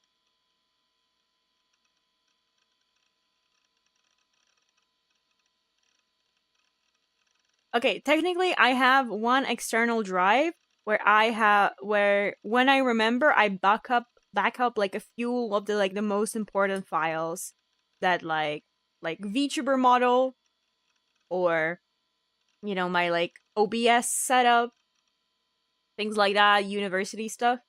But other than that, I do not back up my shit.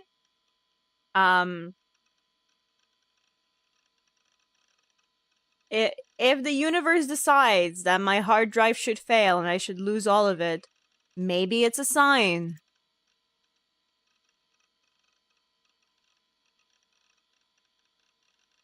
They always in safe, shocker. I've been over this. I don't save yaoi on my computer.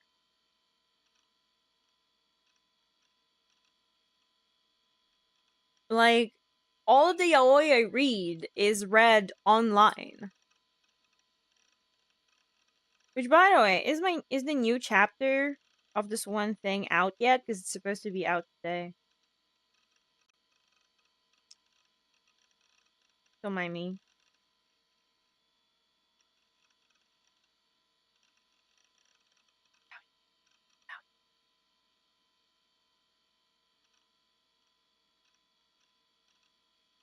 Oh wait, no! It's on break this week! No! I was so excited! This is so fucked up. This is so fucked up. I have to wait till next week? Literally, what the fuck is the point of living anymore? Oh, we didn't ask today, or did we? What yaoi have you been reading?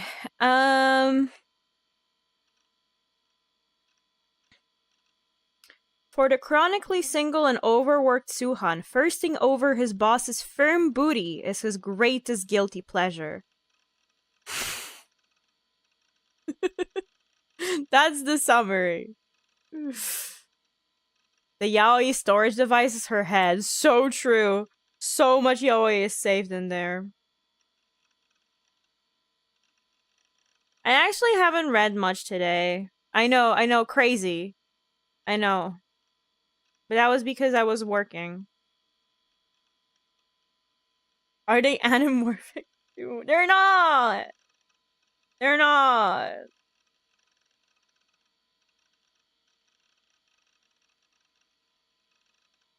That one was like a very special case. Usually, that's not a very common trope. Are you going soft on her?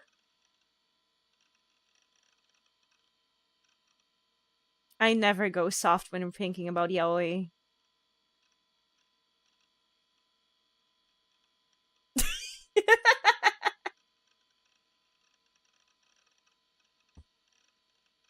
I needed to see if my ESO data was safe with my own eyes. Of course, for that, I would need this headache to go away. The pain didn't feel like it was going away anytime soon.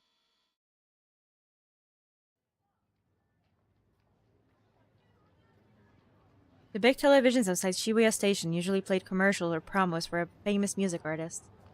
Shibuya earthquake, magnitude at least 5, at least 200 casualties. Why is this so... Magnitude? Magnitude?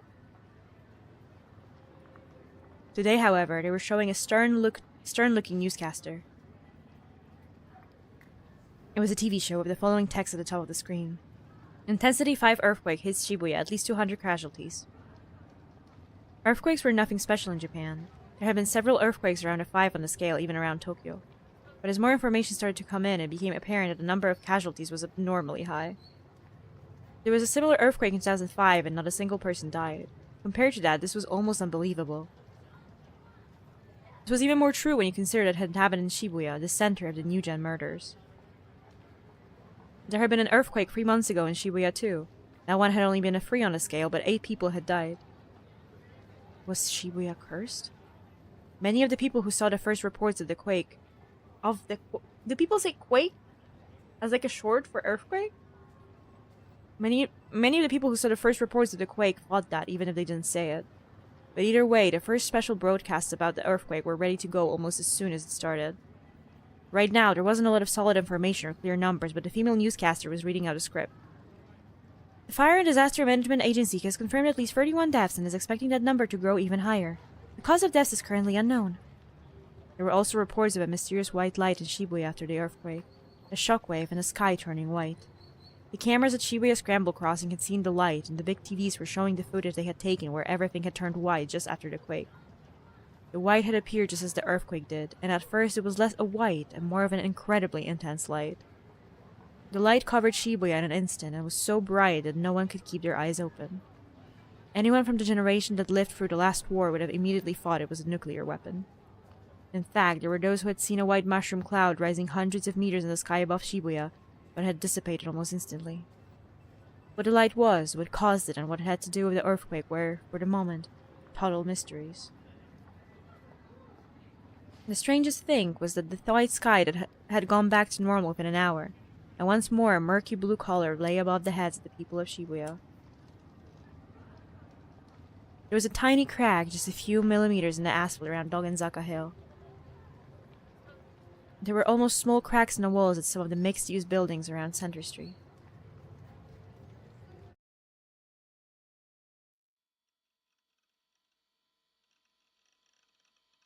My headache hadn't gone away. It took around 2 hours to reform on the hard drive. I had almost passed out several times from the pain. I had gone to sleep in the middle of something before, but this was my first time really passing out from something.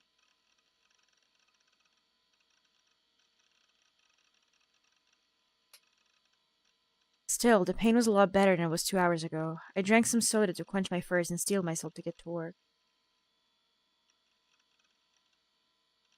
I put the bed back where it was, giving myself a place to stand on the floor. It was hard, considering how weak I was, but if I didn't clean it up, I wouldn't even be able to leave the place. If I was trapped inside and unable to escape during Shogun's next attack, now that I knew for sure if the earthquake was his doing, I would be doomed. I needed a way to get out. When my OS was finally back, I headed over to my computer and installed ESO. I tried logging into Baselard. やった。やった。ナイトハルトは消えてない。装備とかも全部無事だ。よかった。よかった。I was so excited I tried to stand up and raise my fist in the air, but I was too exhausted. Still, I was so happy to see that such an important part of me hadn't disappeared after all. Now then, with that done, it was time to see what had actually happened. Personally, I wanted an apology and compensation from whoever was responsible. It felt like an earthquake, but there were so many things that didn't make sense. I looked to see if Grim was playing, but he wasn't. I went to our usual chat room, though it was harder with my bookmarks gone, and he wasn't there either. What good was he if he wasn't here when I needed him? I ended up checking the top page of Tabo instead. The article read, Shibuya casualties over 200. There had been an earthquake from the look of it. It was a 5 on the scale. There were an awful lot of casualties, though. Supposedly, the number was likely to go even higher than 200. There was other stuff too about how the sky above Shibuya had temporarily turned white or a big mushroom cloud above the city, but nobody seemed sure about what it had to do with the earthquake. And Achan was talking about it too. Most comments were things like, Shibuya again? Or Shibuya screwed. There were videos uploaded too, and I could see what the cameras in Scramble Crossing had recorded. これ、地震だけじゃないよね。 I had felt an incredible headache when the quake hit. No, it was way worse than just a headache. It felt like my brain was boiling over. And even 2 hours later, there was still an aching pain and I still felt exhausted. 電子レンジに閉じ込められたら、あんな風になるかもしれない。 Is that a Steins Gate reference? If that was the case, maybe my ideas about this being some kind of electromagnetic wave attack from Shogun weren't just delusions. Then I heard a noise I recognized from my PC. It was the sound of somebody joining the chat room. It might have been Grim. I turned my eyes toward the chat window to ask him the details. Why was that so zoomed in? Shogun entered the chat room. A scream slipped from my lips. Why would he show up now? Had he been reading my thoughts after all? My hand was shaking on my mouse. The rest of my body had frozen with fear. Even the pain in my head was gone. I didn't even want to look at the word Shogun, but I couldn't take my eyes off the monitor. I wanted to leave the chat room, but it was like my mind had left my body. I couldn't even move the mouse. I left the prickling on my neck. I was being watched again. It was the gaze of God. Or maybe it wasn't God, but Shogun, looking at me from satellite orbit. I wanted to run away. But where? He could find me anywhere in Japan. Hey, it's been a while. That was the first thing he said. He was talking like he was greeting an old friend. But I never remembered being his friend. I bit my lip and stared at the characters on the screen. But after he spoke, I found myself able to move again. I grabbed my phone. It was just past 3 p.m. She might still be in class, but Remy might be able to help me, believing that was my only choice. I called Remy's number. It was easy to find because it was one of only a few in my contacts. 助けて、リミ。 Do you hate me? リミ、早く。出て。 It hurt to breathe. I couldn't think. Remy wasn't picking up. The phone kept ringing and ringing. Why? Don't you always show up when I'm in trouble? Why aren't you here now? I'm sending you a present. A present? You're sending me another one of those pictures? And this time you're going to make out to be the new gen kill. This time you're going to make me out to be the new gen killer, aren't you? No, I'm not the killer. I felt like a fish that had flopped onto the land. I wasn't getting enough oxygen. My head felt like it was full of fuzz. My only hope was Remy. I gripped the phone tighter, praying and focusing on every sound that came out of the receiver. It picked up. 助けて。留守番電話サービスにお Damn. つなぎします。 I hope you like it. Voicemail? Oh no. I hung up the phone, disappointed. I wrapped my arms around myself to keep steady. Okay, chat. Reality, positive delusion, or negative delusion? What freaky shit is Shogun gonna do? And I hydrate quickly.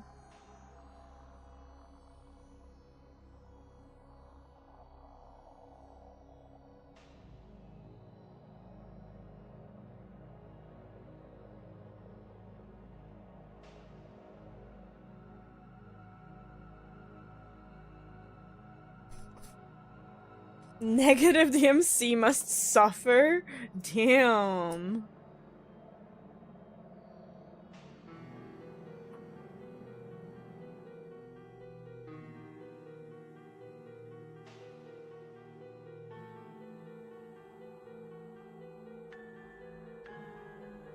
Okay. Oh wait, we have 2 votes for positive. Give him to positive, maybe some more weird ass. Shogun's totally into me and the pics are nudes. I don't know if that would qualify as positive in Taku's brain. If it was Saratan's nude pictures though, my body had started to shake. I was more afraid of Shogun than I thought I was. Of course I was. He was pretending to be disabled, but he was a murderer who had killed people 5 times. And I was his next target.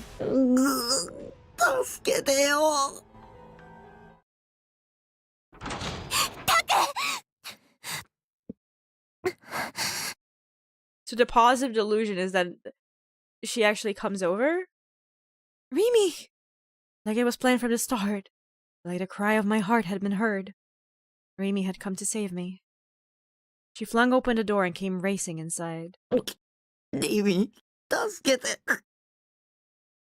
Rimi looked at me for a moment and looked around the room. She saw instantly that the computer was the cause of my fear and began to type at the keyboard with an angry look on her face. Wow! Tell him! きつく言った方がいいよ。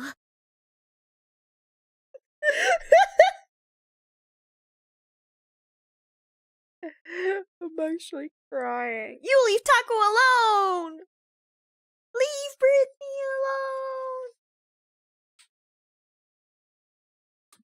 alone! Rimi turned back to me and smiled. こう言っておけば、案外あっさり引き下がるでしょ。 He probably like actually typed it, but just hallucinated that it was her.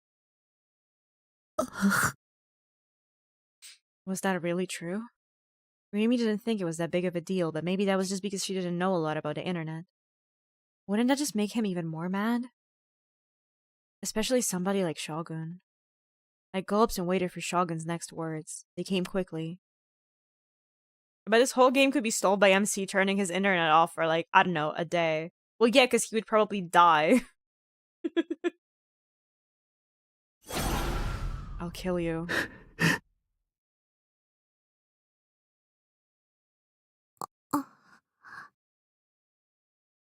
There was silence. Oh no. I knew that would make him mad.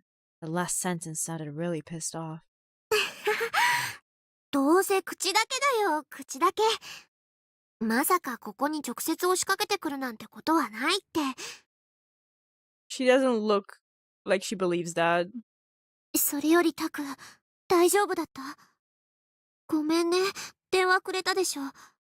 ちょうどこっちに向かってるところだったから出られなかった。さっきの地震の後、タクが心配になってここまで全力疾走してきたんだ。来てよかった。Even as she talked, I couldn't take my eyes off the monitor. The words, I'll kill you, frightened me more than I could say. なんてこと。私が来たから、もう平気だよ。何の心配もないから。なんてことしてくれたんだよ。殺される。あいつに殺される。早く逃げないと。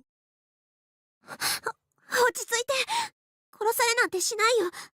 タクの考えすぎ。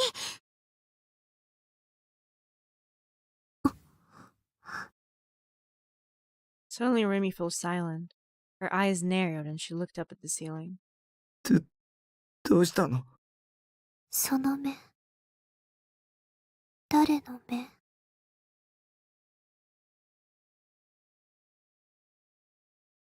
No, that's freaky. That's actually freaky. What are we doing?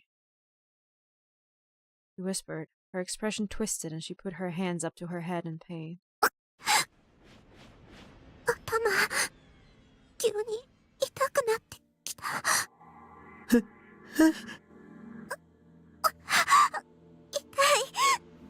そう。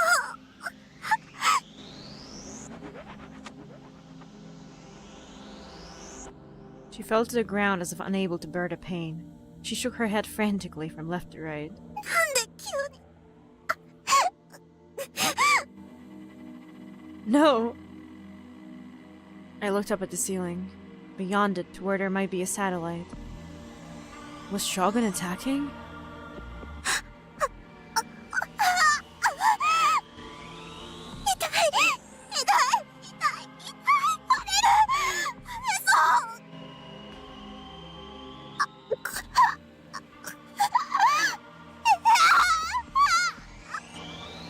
And then blood dripped from her mouth. This is the positive? Yeah, what the fuck happens in the negative one? The moans suddenly stopped and her body shook. She fell headfirst into the floor. Mimi.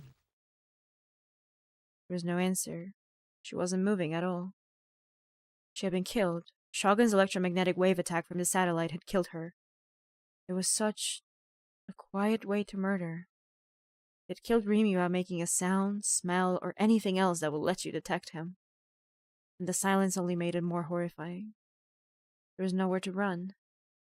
I dropped to my knees right there and tried shaking her shoulder. ねえ、起きてよ。リミ。There was nowhere to run anywhere on Earth. 僕を置いていかないでよ。Shogun could attack me anywhere I went. こんなの妄想に決まってる。I came back to my senses and saw that I was in front of the computer monitor. Mimi's comment was gone. Shogun's "I'll kill you" was gone too. How was that the positive? I looked around the room and Remi's corpse was nowhere to be seen. It was a relief to know she hadn't been killed. But I was disappointed to know that she hadn't really come. Why didn't you come? Did you see how scared I am? Shogun had already left the chat. The only traces of him were the 4 lines he had left. I didn't even want to see the words he had written, so I quickly left the chat room myself. I was still shaking. Shogun was taunting me. What was so fun about stalking me like this? Did this mean that I had been chosen as the next victim and Shogun was finally ready to put his plan into action? Or that I was the perfect patsy to take the fall for his murders? 誰か助けてよ。I looked to post-awakening Seiratan, pleading for her to save me. 一人は怖いんだ。I didn't want to be alone. I wanted somebody to be by my side. I wanted somebody to protect me. そうだ、学校だ。学校へ行けば。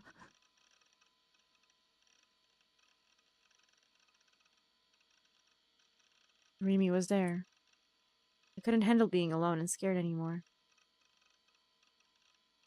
I stripped off the sweatshirt I always wore when I was at home, quickly changed into my uniform, and left the base. The cold wind outside made my headache feel a little better. Shibuya seemed more tense than usual. Maybe it was the earthquake. I could hear the sounds of sirens in the distance. When one stopped, another started. I couldn't tell if they were fire trucks or ambulances, probably both. Yamada Street, just one street over from where I was walking, was at a standstill. Several cars had been in head-on collisions and abandoned where they sat. There was no sign of the drivers. The abandoned cars were blocking the road and causing a traffic jam. The other drivers were furiously banging on their horns. As I slowly and unsteadily walked toward the school, a dog ran past me, howling. It was a chihuahua with bloodshot eyes. Its tiny body was running at full speed, dragging a leash behind it. Drool was pouring from its open mouth. Had it gotten separated from its owner? As I watched it distractedly, I stumbled over something and almost fell. There was a crack in the ground. That's what I tripped on. Did the earthquake cause it? I stopped and looked up at the sky. There were several clouds now, lazily traveling through the muddy blue sky. Supposedly the sky had gone white like an aurora right after the quake, but there were no traces left of that now. This wasn't the Shibuya I knew. I felt really tense and uneasy. It wasn't just the earthquake, it wasn't just the headache. It wasn't just those things, it felt like a terrible urge was going to overcome me at any second. Just walking down the street for some reason made me want to kill someone.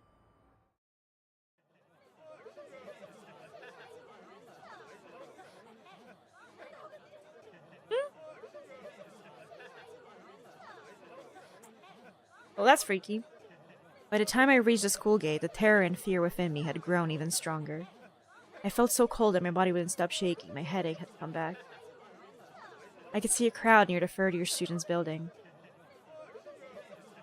I looked for Remy there. Strangely, they were all looking up at the school building. Oh, Taku!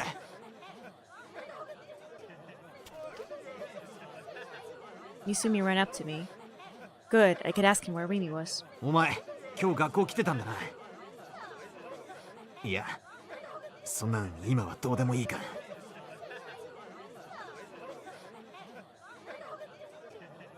He looked pale and his expression was deadly serious. It was rare to see Misumi so badly shaken. What had happened? マジで。やばいよな。あれ。Bad? What was bad?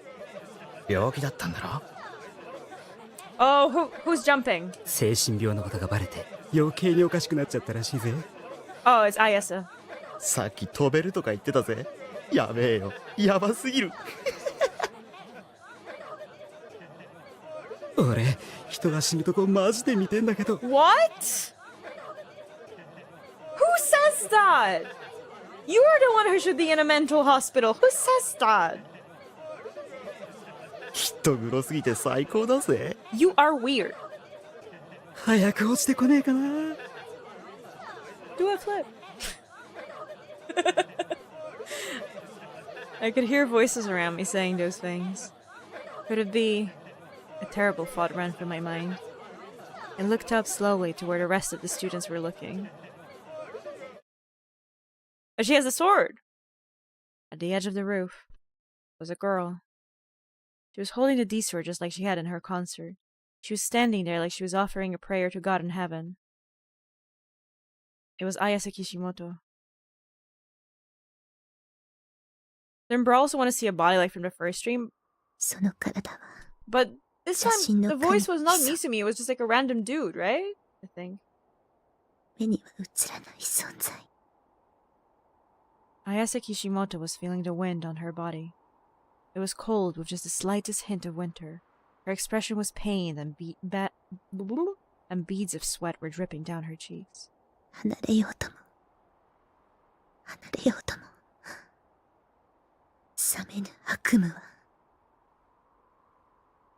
Sume's academy's roof was surrounded by an almost 2-meter-high fence. She was standing in a narrow 30-centimeter space on the outside of it. She had been here for almost 10 minutes. One more step and she would fall off the roof of this 4-story building. Below her was a crowd of students watching with bated breath.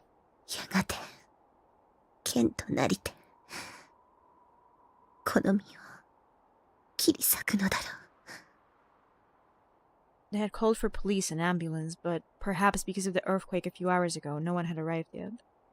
The teachers were running around trying to get mats ready if the worst happened. But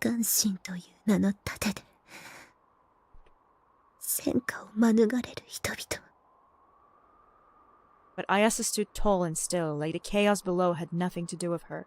If anything, it looked like she was deliberately cutting herself off from the world below.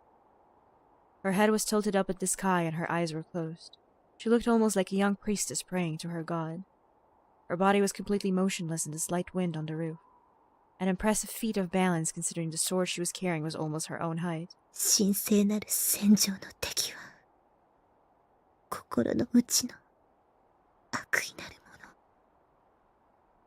The sword, her D-sword, was flashing with a pale light, like it was having trouble breathing. Ayasa's own breath seemed to be in sync with the light, and her own breathing was pain. She let out a small, soft whisper.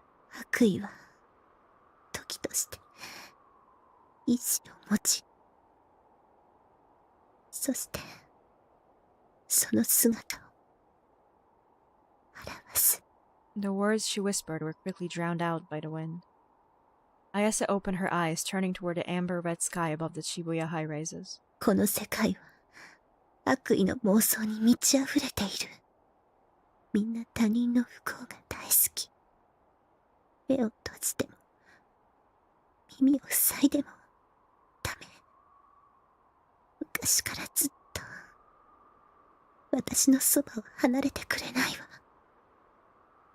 As she whispered, she brought the huge sword to her chest. She embraced it with both arms. Strangely, the sharp-looking blade didn't pierce her skin at all. 帰りたかった。大いなる意志が住むもう一つの世界に。そのために心を切り刻んで全部受け入れたわ。混沌の器としての夢を。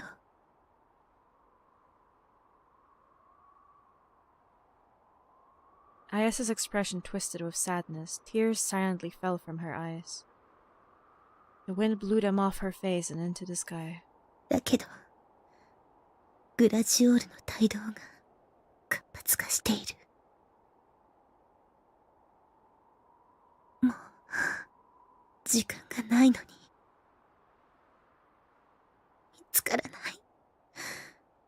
見つからないのよ。Why does the MC hear her if she's whispering to her up there and send some unreliable narrator MC shenanigans? Well, no, this visual novel generally has a lot of scenes where it's someone else, like the POV is someone else than the actual protagonist. Because we see like scenes of like this, or like we see the detectives and stuff like that. There's a lot of scenes where it's not actually the MC but it's just like just a third person POV. 天国の扉も賢者も導き手も七つの神罰も黒騎士の伝説は本当なの。歌はもうたくさん歌ったわ。それで足りないって言うならね。大いなる意志よ。Ayasa slowly spread out her arms, as if she was trying to embrace the sky, as if showing herself to some god high in his heaven. 私は飛ぶわ。The sword's pale pulsation grew in intensity. Ayasa closed her eyes again. A final tear fell from the corner of her eye. The narration is she is crying, not I am crying. Well, yeah, because it's a general third-person POV, but not the MC. It's just someone else. Like, you know how you would read a book and it would say she is crying. And that doesn't mean that there is a specific character in the book that is describing it. Like that.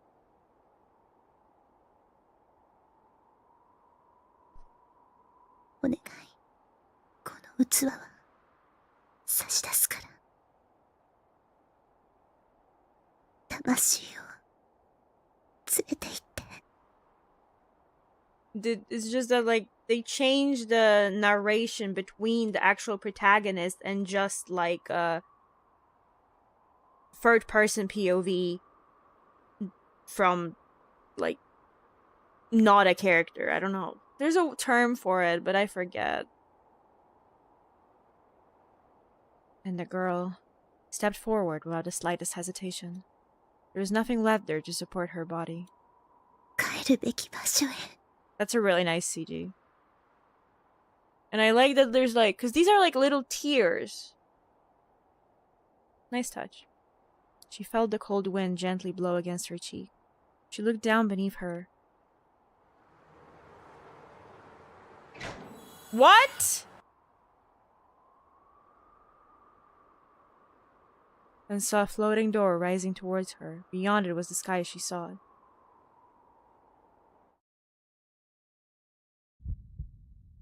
All I could do was watch, helplessly. Ayasa spread out her hands and slowly stepped up the roof like there was an invisible staircase there. Screams and loud murmurs rose from the crowd of gawkers.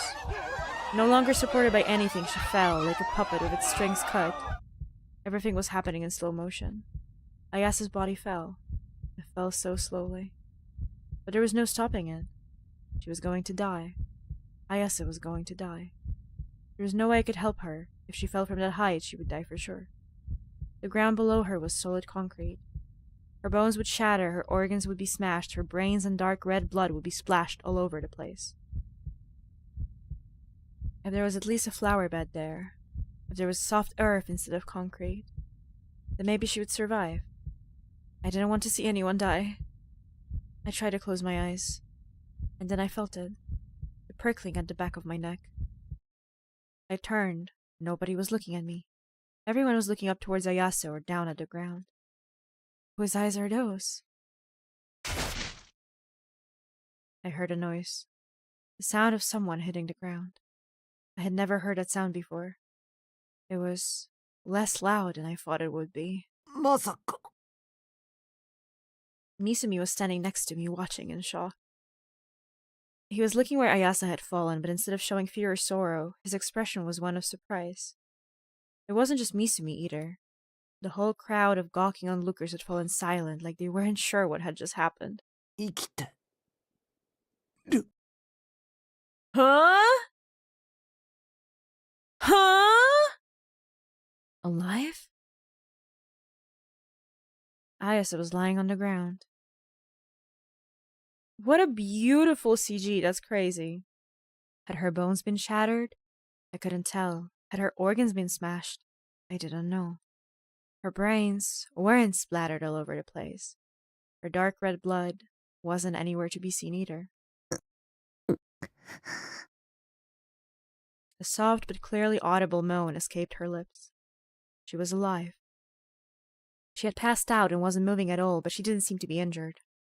The most I could see was a small trickle of blood on her forehead. She had fallen all the way from the top of the roof, but now she was almost unharmed. She was lying on top of the flower bed. Was the flower bed there before? Because he said that, like, oh, if only there was a flower bed instead of a concrete. Did we delude that into existence?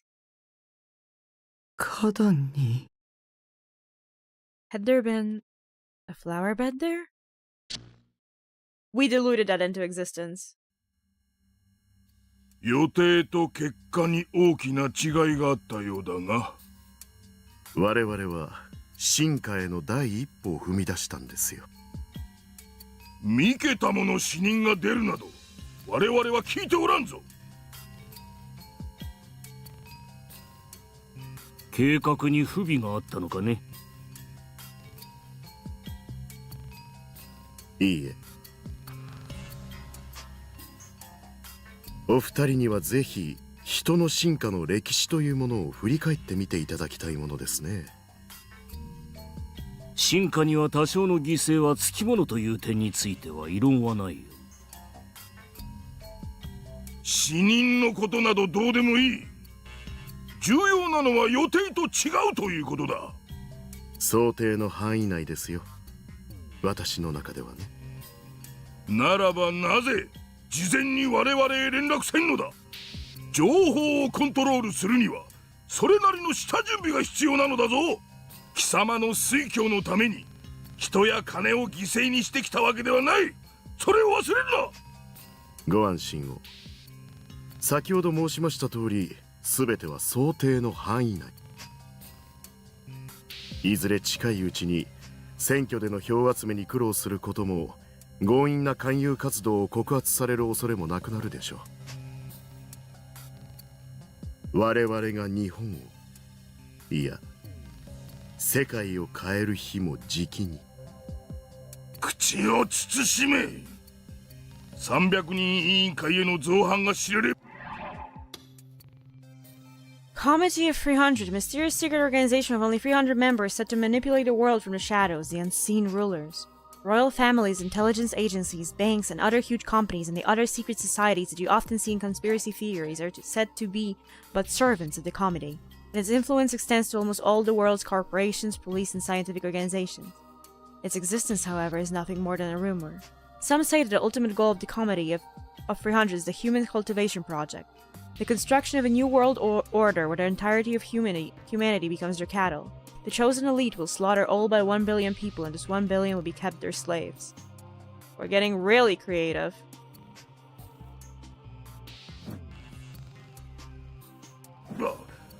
我らに待っているのは破滅だけだ。君の役目は計画通りにことを進めることであって、それ以上でも以下でもないよ。調整は我々がやる。承知しています。それで第二世代についての報告を聞こうか。お二人にも満足していただける仕上がりですよ。ノア2はね。Ooh, so the Noah and title is like related to the mind control technology. Well, not control, mind change technology. I ran at top speed from school to the park. By the time I got there, I was too out of breath to move another inch. My lungs were in desperate need of oxygen. As I gasped for air, I took a quick glance around the park. There was nobody here. The people I was afraid of, Shogun and Yua, were nowhere to be seen. Relieved, I decided to catch my breath.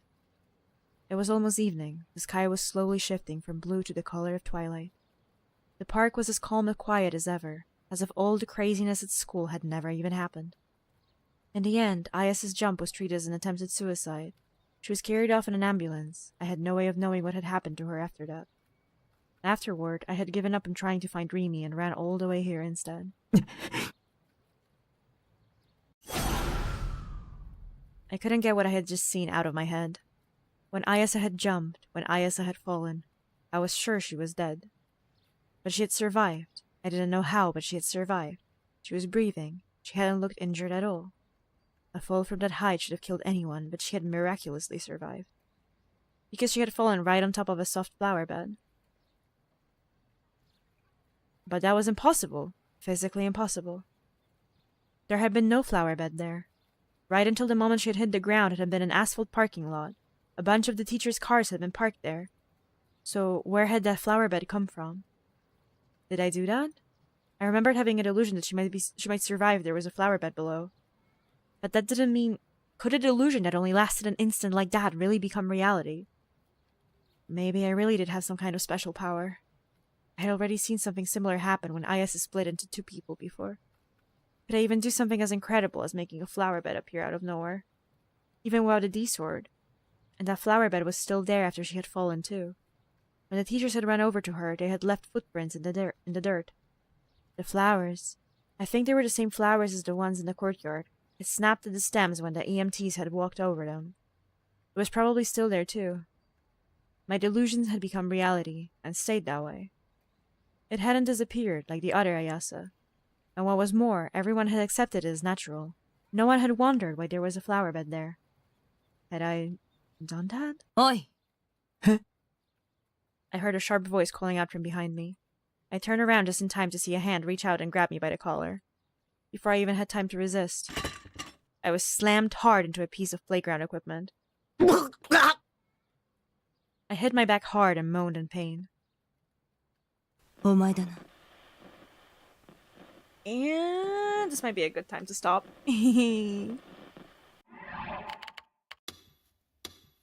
No? It was you, wasn't it? Oh. This was fun. This was fun. This game is crazy. This game is so convoluted, yeah. But in such an entertaining way, you know? It's so convoluted in such an entertaining way. Oh, I finally managed to crack my back properly.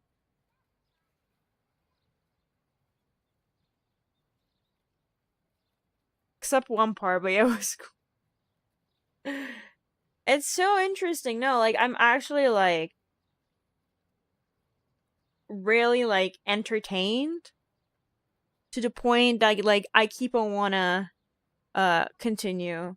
The unreliable narrator puts it all into chaos. Yeah, I mean, the fact that we have a dude who's delusional as fuck really does make it more interesting, huh? Are any homies streaming?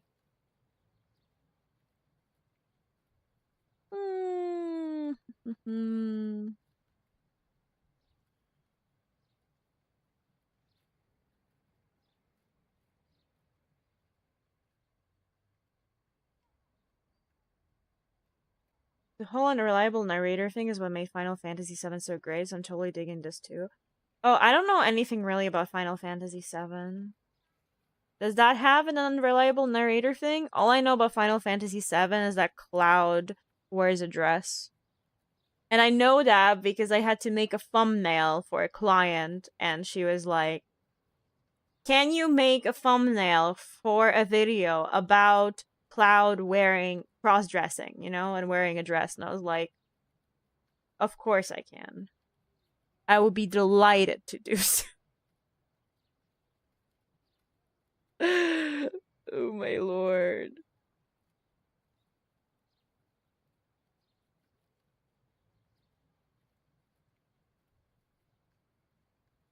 Unreliable is Hack and the other involved character is super aware of it but doesn't call out the narrator on it.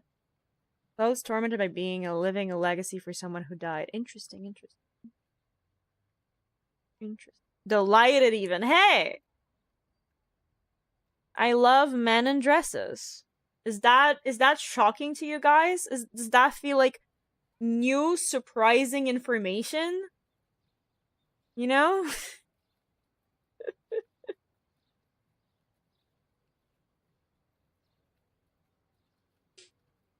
Mm.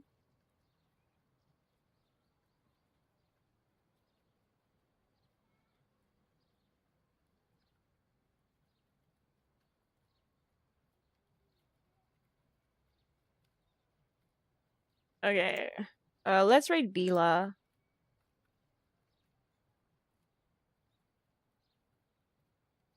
He is playing Skyrim. Never mind. I click on her. Okay, this time I clicked on her stream and she's just writing out. Jesus Christ, what is my luck? I don't want a situation like with Resni literally last stream where I rated right after she ended stream and rated out. Jesus Christ. Let's try again.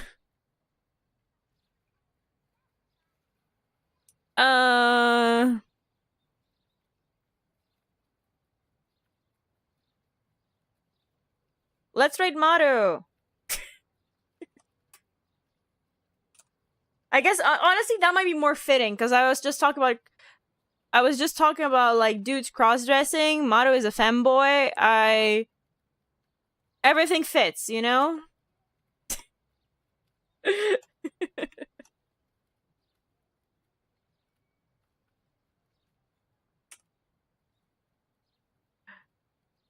For those watching on YouTube, feel free to join us over on Twitch.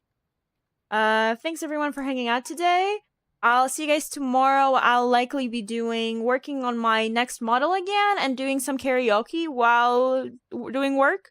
So if you want to see more sneak peeks of my next model, or if you want to hear some Hitomi karaoke, show up tomorrow. Hope you guys have a great weekend, and bye. Also, buy my merch. I forgot. Buy my merch. It's super cute. Buy my merch. It's super cute. Buy my merch. Buy my merch. Bye.